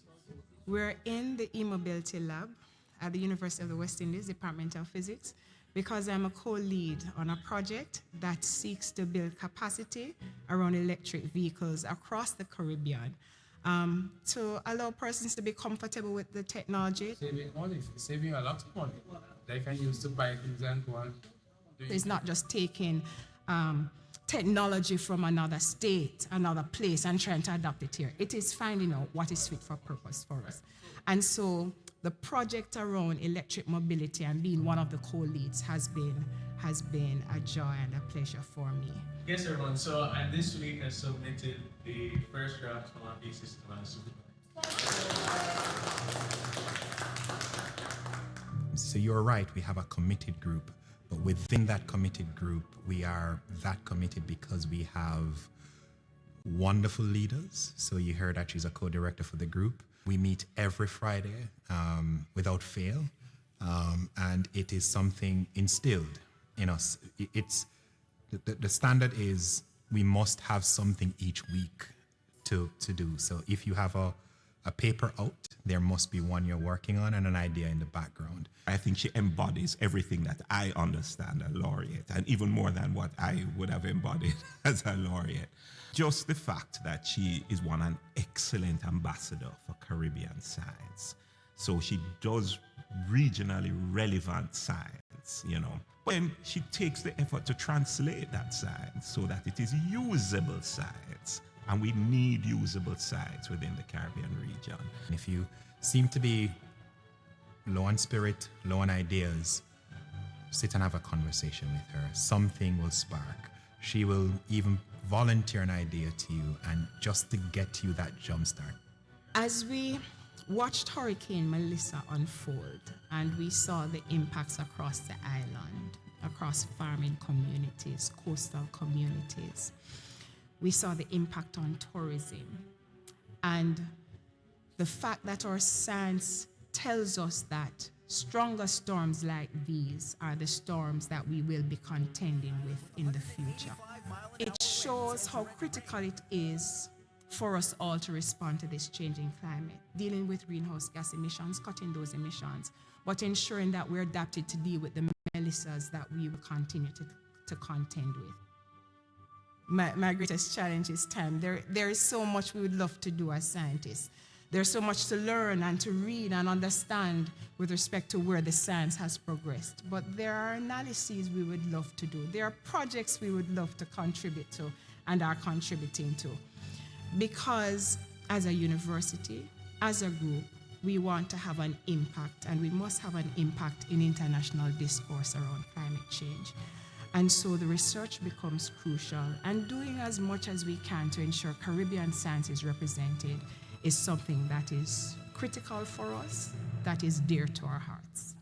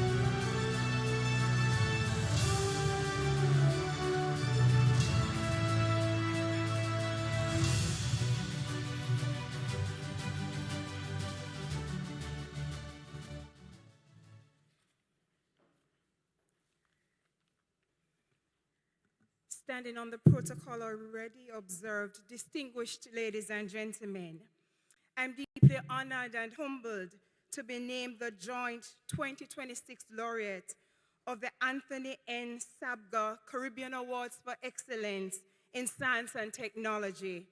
To God be the glory. Thank you for the amens.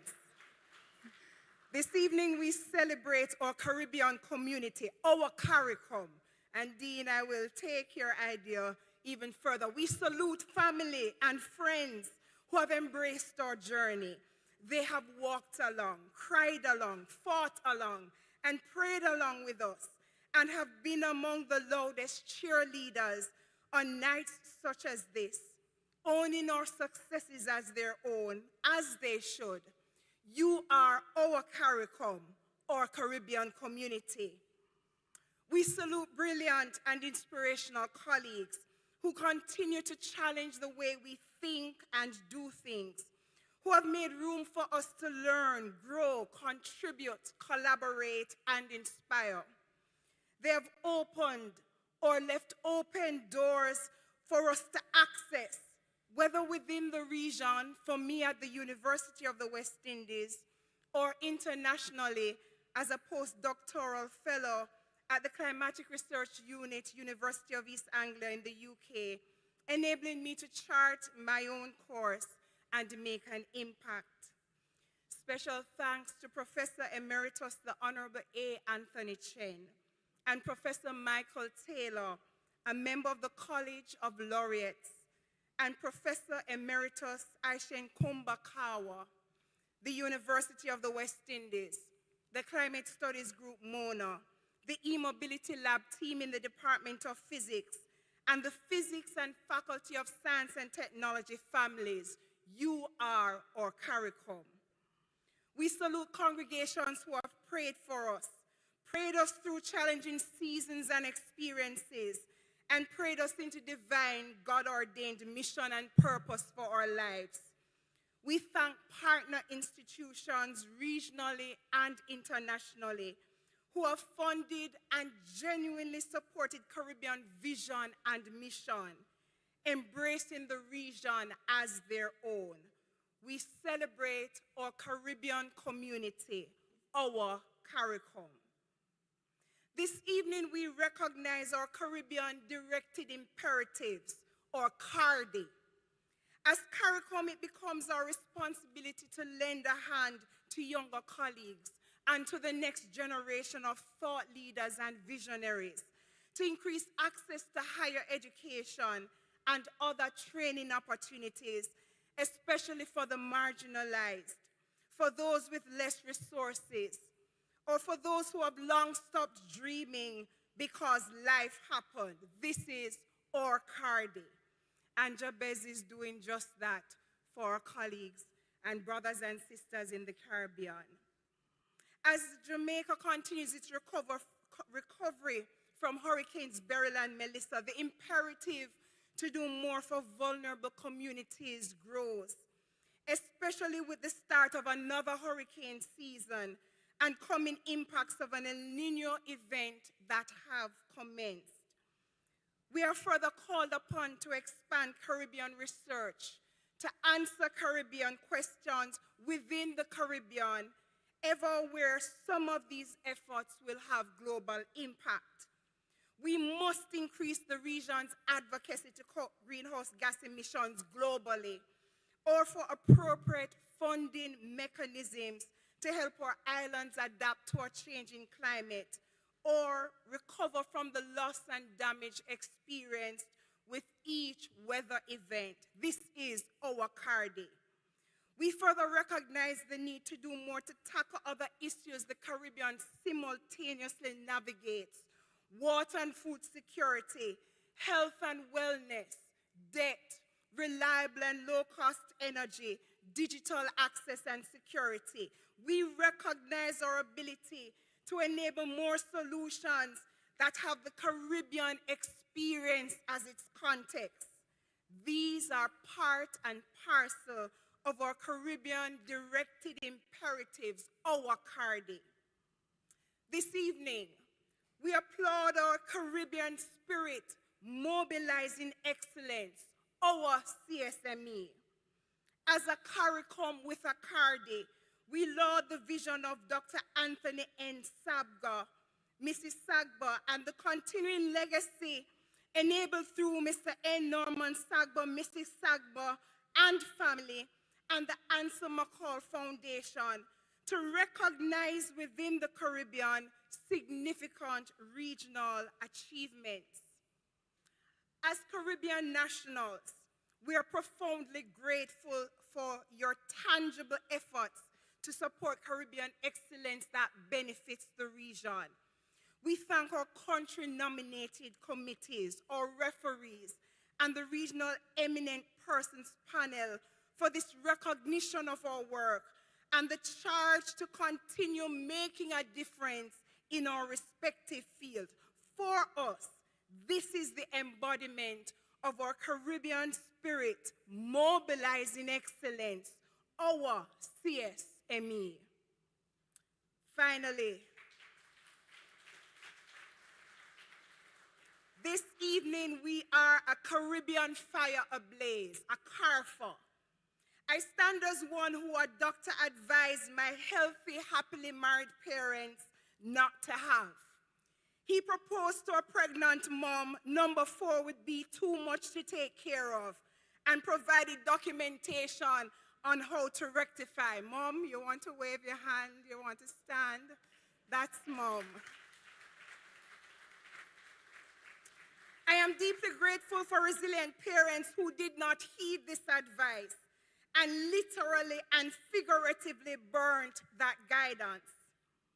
Ladies and gentlemen, we will each encounter persons and challenges along our journey which try to abort the dreams and aspirations God has given us and try to smother the flames we have been authorized to carry. Ladies and gentlemen, young men and women, boys and girls, while our flames will indeed flicker, refuse to be extinguished, we are a CARICOM, a Caribbean community, with a CARDI, a Caribbean directive imperative, buoyed by a CSME, a Caribbean spirit mobilizing excellence, protecting a CARFA, a Caribbean fire ablaze. And we must light the way for fellow men and women, recognizing our best is yet to come. Thank you, ladies and gentlemen.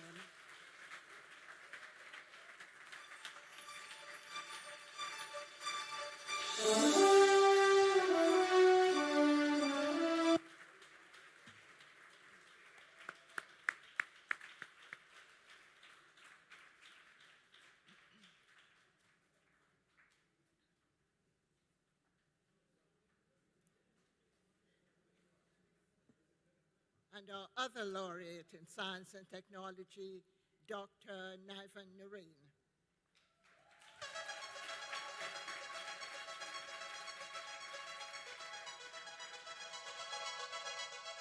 My grandmother died of breast cancer when I was 13. And that really had a very profound impact on me, notably because she was an amazing individual who I was very close to, and she was very close to me. You have to understand why these cancers are so much more aggressive. Because in the Bahamas, the highest rate made me realize the effect that cancer can have, not only on an individual, but also on a family, especially for those who are left behind. Interview, pick one. So I'll start over. So I'm Dr. Niven R Narain. I'm based in Boston. I think I remember the small bananas. They used to have them with milk. Yes. My connection to Guyana started because I was born in Guyana.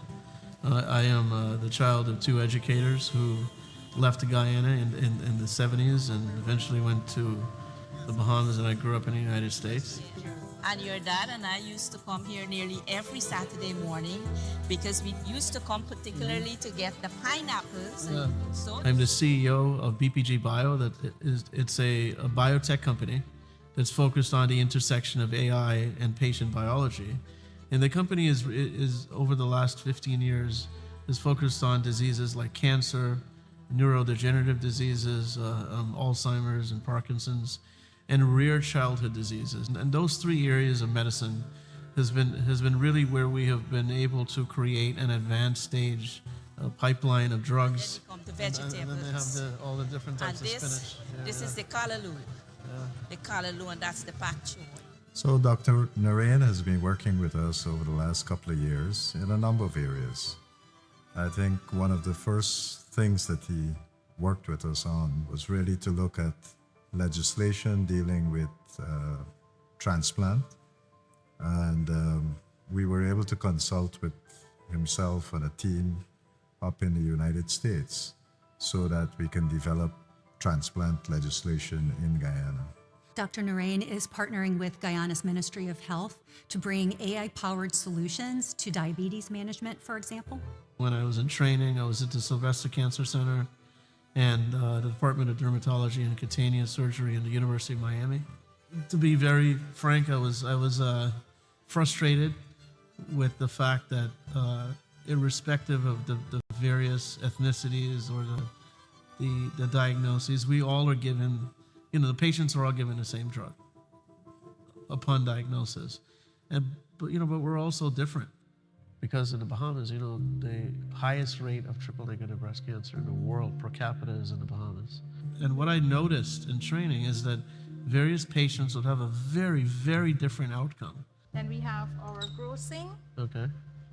area, where where all of our tissues are dissected. When you look back at history, the only thing that's made us, demystify or to simplify or to elucidate the insights into difficult issues is mathematics.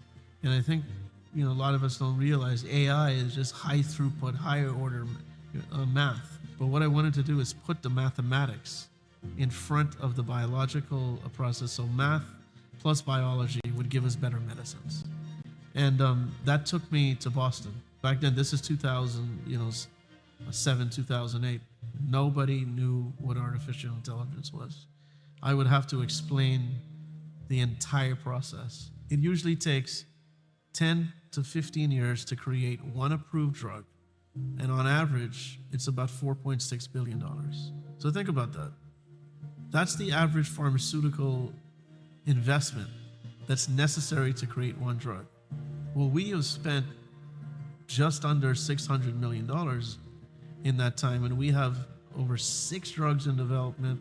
One is nearing approval. 2 others are behind that. Tell me, when you're back, what times and dates? I think Dr. Narain is a wonderful example of how U.S. innovation, when partnered with a commitment to global impact, can reach so many people around the world. So I think he sees himself as being the catalyst of helping to bring some of these cutting-edge technology and projects to Guyana and to help us to develop in science, to develop the next generation of scientists coming out of Guyana. As we've been the pioneers in developing AI for drug discovery and healthcare, now becomes the realization that we have a cardinal responsibility to ensure that these technologies are not just in the capacity of the developed world or 2 or 3 leading nations. These technologies are by right and by principle, the ownership of all humans. I'd like to say that this is a time in history that we're living. This time in history where biology, AI,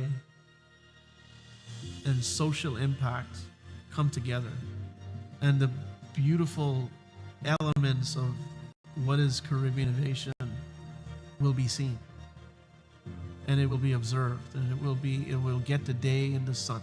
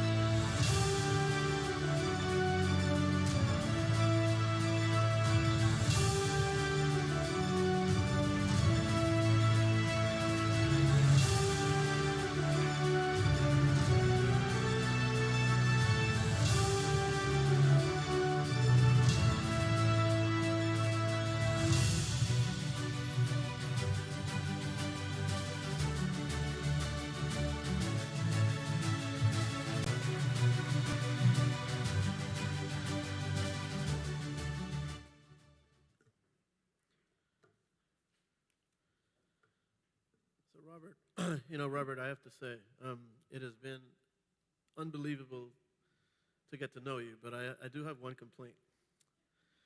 I am so honored to win this award, but you guys put me after all of them. I am so humbled by all of you. Shamelle, you do the work of God.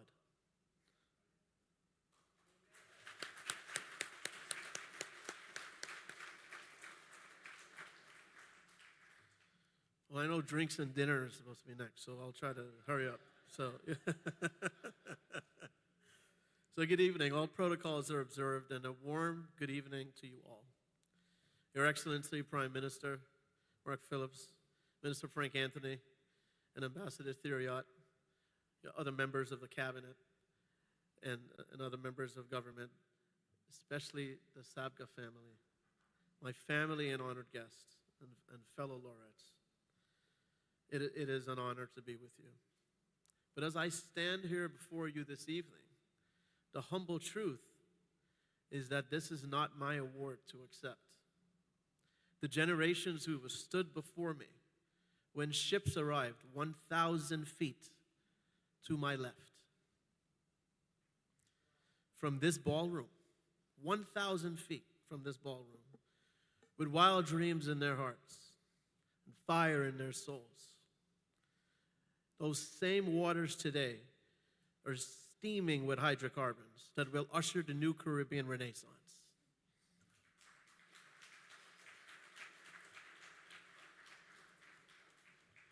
But one should be conscious that the hydrocarbons that flow beneath us, which will drive the economic and growth and the social heart of a nation and region, is underpinned by the stark recognition and the honor of the power of the hydrocarbons that flow within us. The hydrocarbons that embody a phenotype of compassion, a spirit of innovation, and the honor of love. I'd like to offer my gratitude to God for the blessings endowed to me to serve the world in the capacity of innovation in medicine. Service to our fellow man is the apex of human consciousness and the most fervent display of humility. I am indebted to the patients and families who have participated in our research, all of my mentors, the scientists, the doctors, the students, the employees I've had the privilege and honor to work with, especially in New York City, in Miami, in San Francisco, in other cities in the US, the UK, Canada, the EU, especially the Caribbean. And to my three little Bostonians, especially Boston, which is dear to my heart. I'd like to thank all of my family. First and foremost, my mother. As I thought about this award, and I think about you every day, I remember you left these shores only allowed $20 with a little toddler. And it made me think about the fact that the only thing worse than not achieving a dream is not being able to try to achieve that dream, to have to give up that dream. You gave up a lot of dreams. You pivoted your path. You endured struggle, pain, tears, but you also endured joy. And I hope tonight that the realization of the one dream that you had for me has come true.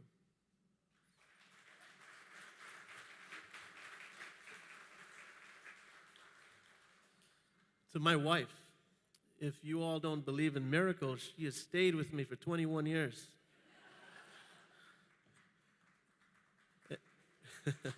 Thank you. She made a promise to me in Miami Beach on our first date, and I made a promise to her. I think I've kept most of my promises, but you have surpassed your promises.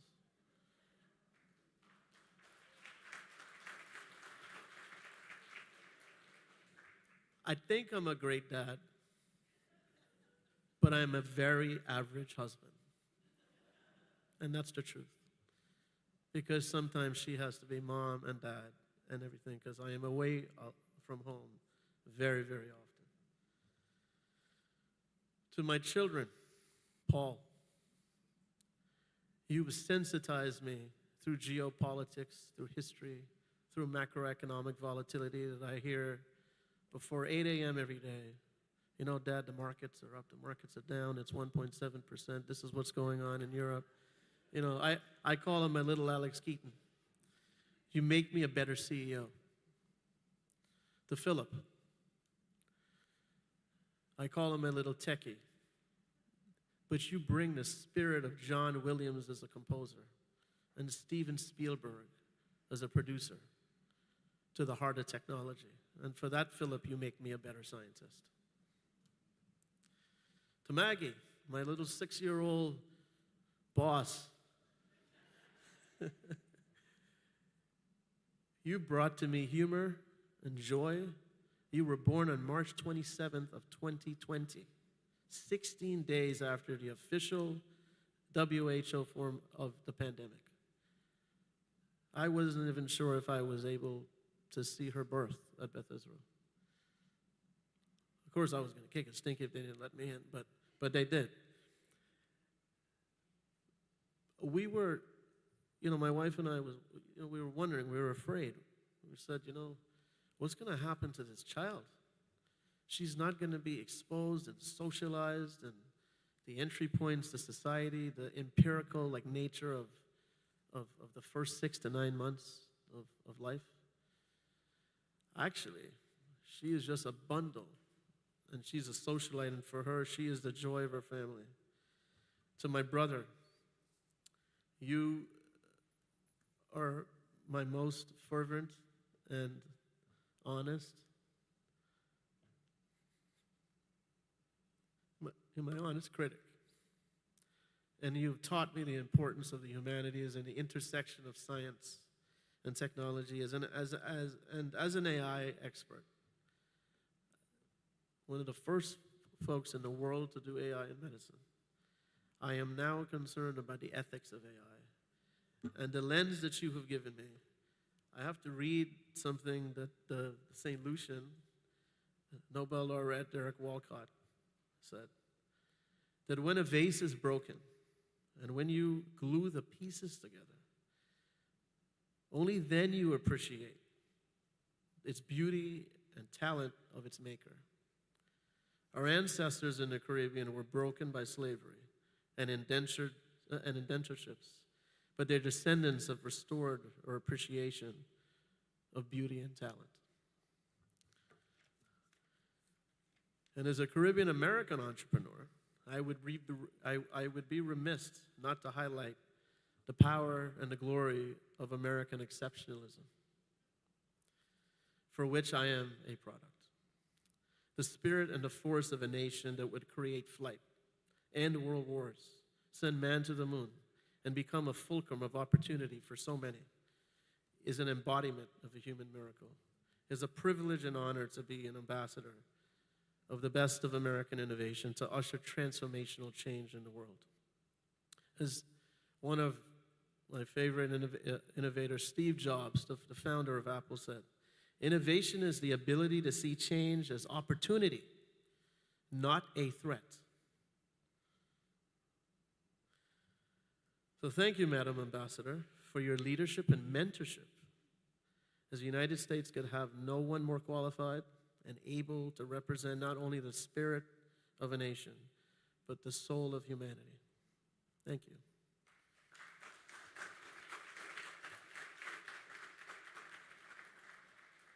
The past 25 years have offered us a lens into the marvel, the power, the complexity, and the sacrosanct nature of human biology. We've sequenced the human genome. We've advanced AI-based population health studies to demystify disease mechanisms and survive the pandemic that stopped the world in its track. But never before has it been so important to understand the foundation and the etiology of cancers, rare aggressive cancers especially, heart disease, brain-related diseases like Alzheimer's and Parkinson's. Especially in the Caribbean, we're in the ashes of a post-colonial world. We are witnessing a transformation into a population of youthful, educated, ambitious leaders across sectors in energy, agriculture, education, healthcare, technology, and communication. So as I remember getting that call from Maria while I was at a medical meeting in Pisa, Italy, and she notified me that I had won the SABCA Award for 2026. I remember feeling a deep sense of gratitude for those who had sacrificed so much to advance my personal and my professional development. I immediately thought of the women in my life. My grandmother, my mother, my wife, and my daughter. 4 generations of women who would play different instruments in the symphony of my development. I also thought of so many Caribbean women whom I've had the honor of meeting and interacting with as teachers, as friends, as mentors, collaborators, parishioners, and others in the community.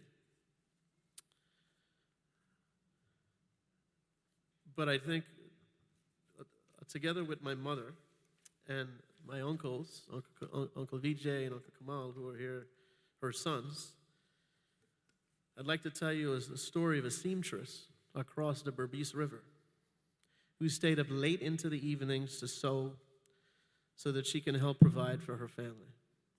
Managing a family of 9 on a tight budget, combined with multi-generational responsibilities of aging parents and newborn grandchildren like me, who added to the decibel level while only decreasing her rest time, made for moments of deep thought. The stitches that she would consciously make into the garments that would adorn the bodies of her clients were made unconsciously with the dreams she dreamt that would one day adorn the stitches of my heart. She taught me to dream. The dreams I would dream are because of her.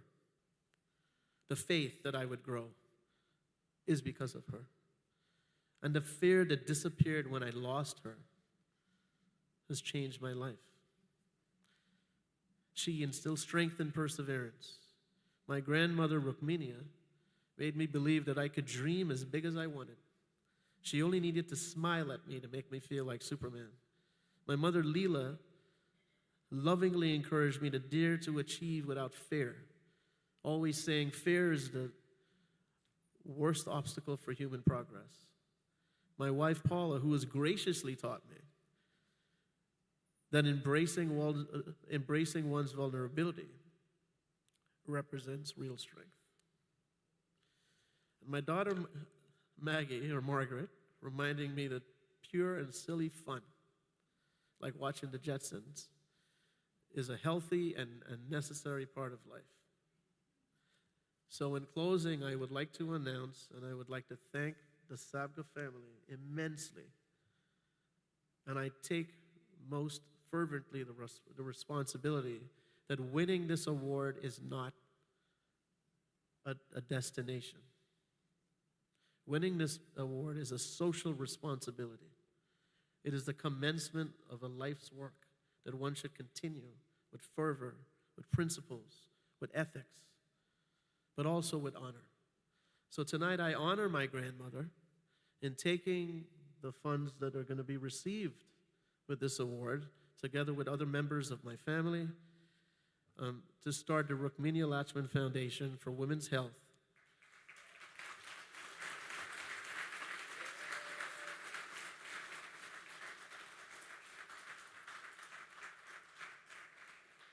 Which will be dedicated to improving access. That's essential care for women. It's going to be based in Georgetown and Miami initially, and it will be expanded as we raise more funds throughout the Caribbean.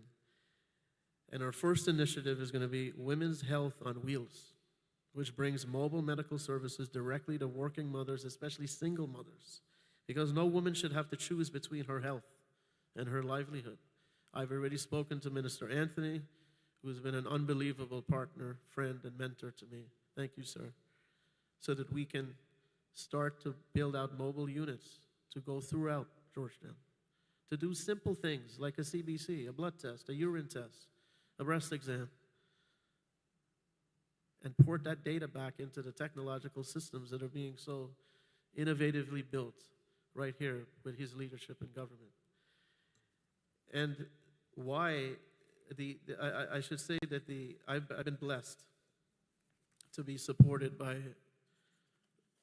amazing American families to the tune of over $600 million. And one is represented here. Dr. Andy Tavares is from the Burke family. David Butts, who's been a longtime board member. And there is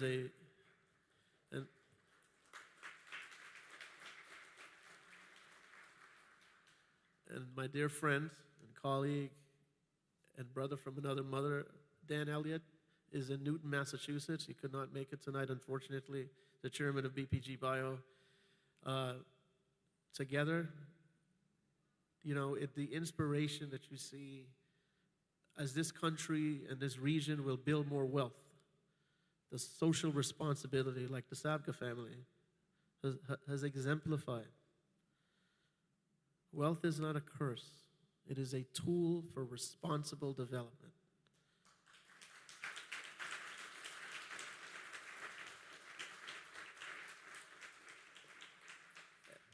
And the example that I've seen from great American families who have built multi-generational wealth is one of the reasons why we could build a company to create products, to create drugs, to impact the world, and to see the Caribbean rise as a phoenix, innovatively for the future. Thank you very much.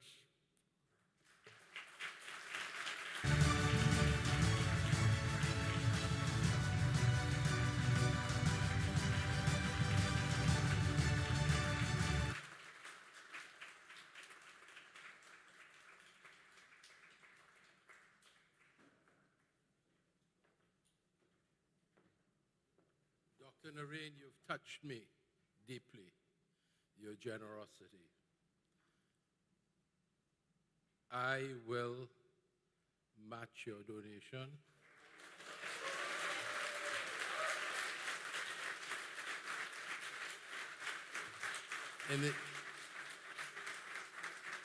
In the creation of this foundation to be based in Guyana Marriott, under your guidance, and we look forward to see it growing and growing.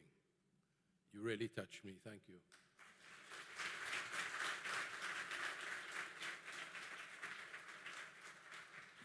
Our 2026 laureates, ladies and gentlemen, I think they deserve a round of applause.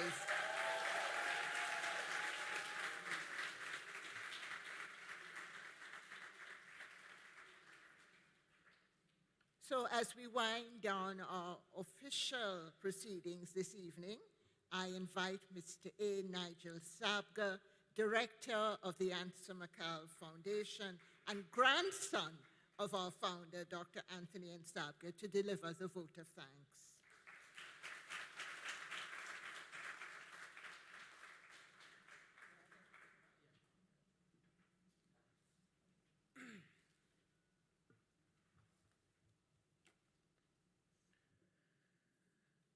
The Honorable Brigadier Mark Phillips, Prime Minister of the Cooperative Republic of Guyana. The Honorable Ashni Singh, Senior Minister in the Office of the President with responsibility for finance, and other ministers of government. Dr. Carla Barnett, Secretary General of the Caribbean Community. Esteemed members of the Diplomatic Corps, His Excellency Professor Compton Bourne, Chair of the Eminent Persons Panel. Mr. A. Norman Sabga, Executive Chairman of the Ansa McCall Group of Companies and Patron of the Anthony N. Sabga Awards, Caribbean Excellence. All other protocols observed. Good evening, ladies and gentlemen. It falls on me this evening to offer the vote of thanks, and no word fits a night like this better than gratitude. Excellence is never a solitary achievement. Behind every name stands a collection of hands, hearts, and quiet sacrifices.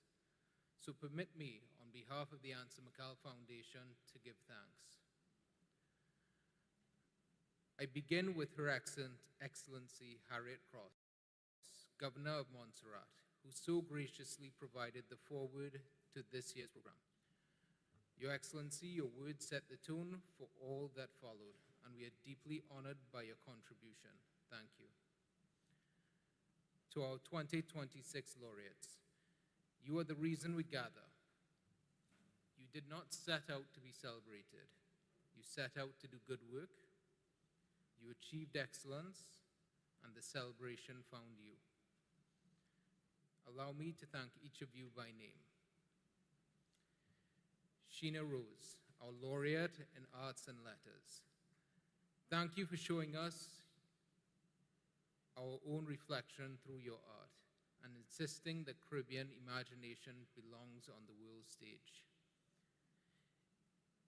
Dean Nevers, our laureate in entrepreneurship. Thank you for the courage to build and for proving that ambition rooted in this region can flourish far beyond it. Shamelle Rice, our laureate for public and civic contributions. Thank you for the unglamorous, essential labor of service and for reminding us that a community is only as strong as those willing to carry it.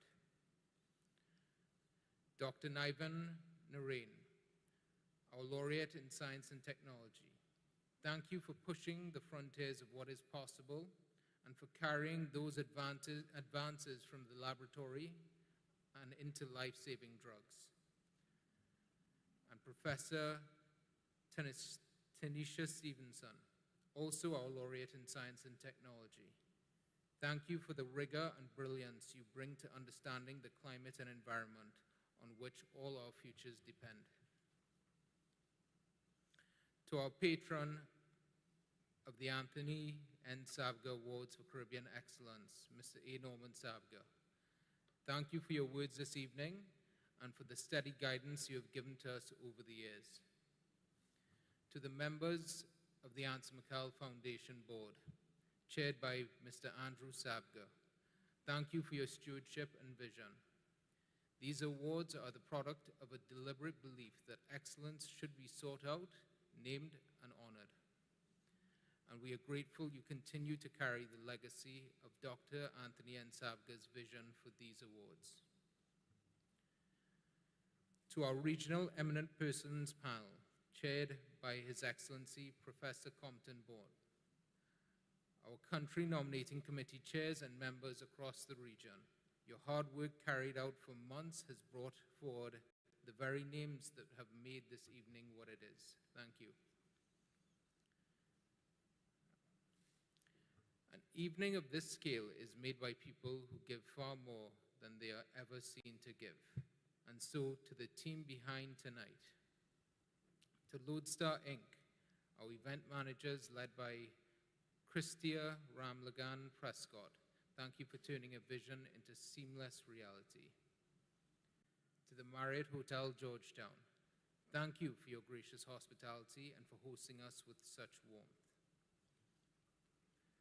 To the program office, to Robert Clark and Olivia Habib, and to Sharon Balroob, thank you for the meticulous coordination behind the scenes. So much that an audience never notices rests on your shoulders, and you have carried it with grace. And to Maria Superville Nielsen, our program director, and tonight our master of ceremonies. Thank you for guiding us through the evening with poise and warmth.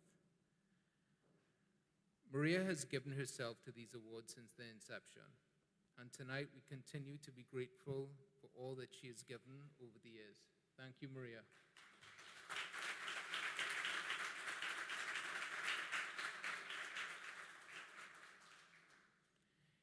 His Excellency Dr. Mohammed Irfan Ali, President of the Cooperative Republic of Guyana. Mr. President, though your office keeps you from us this evening, the day before you graciously received us for a courtesy visit, a gesture we hold in the highest regard. We are truly honored you have welcomed us with open arms, making Guyana feel like home. On behalf of everyone gathered here, thank you, Mr. President. And finally, to the Honorable Brigadier Mark Phillips, Prime Minister of the Cooperative Republic of Guyana. Thank you for your strong words, your stirring address, and for honoring us with your attendance tonight. Your presence speaks to a nation that understands the worth of excellence and stands beside those who pursue it.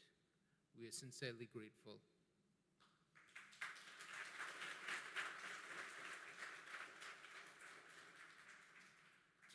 To every name I have called, and to the many I have not, thank you.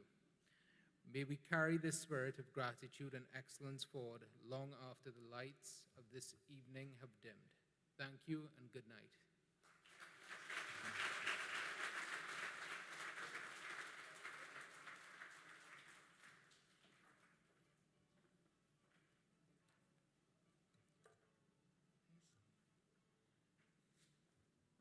So that brings us to the end of our program, but I would like to invite all the laureates to come on stage and join our patron and our EPP chair. We are going to have a photo taken now. The rest of our guests, you are invited to join us for refreshments outside while they prepare the tables for dinner.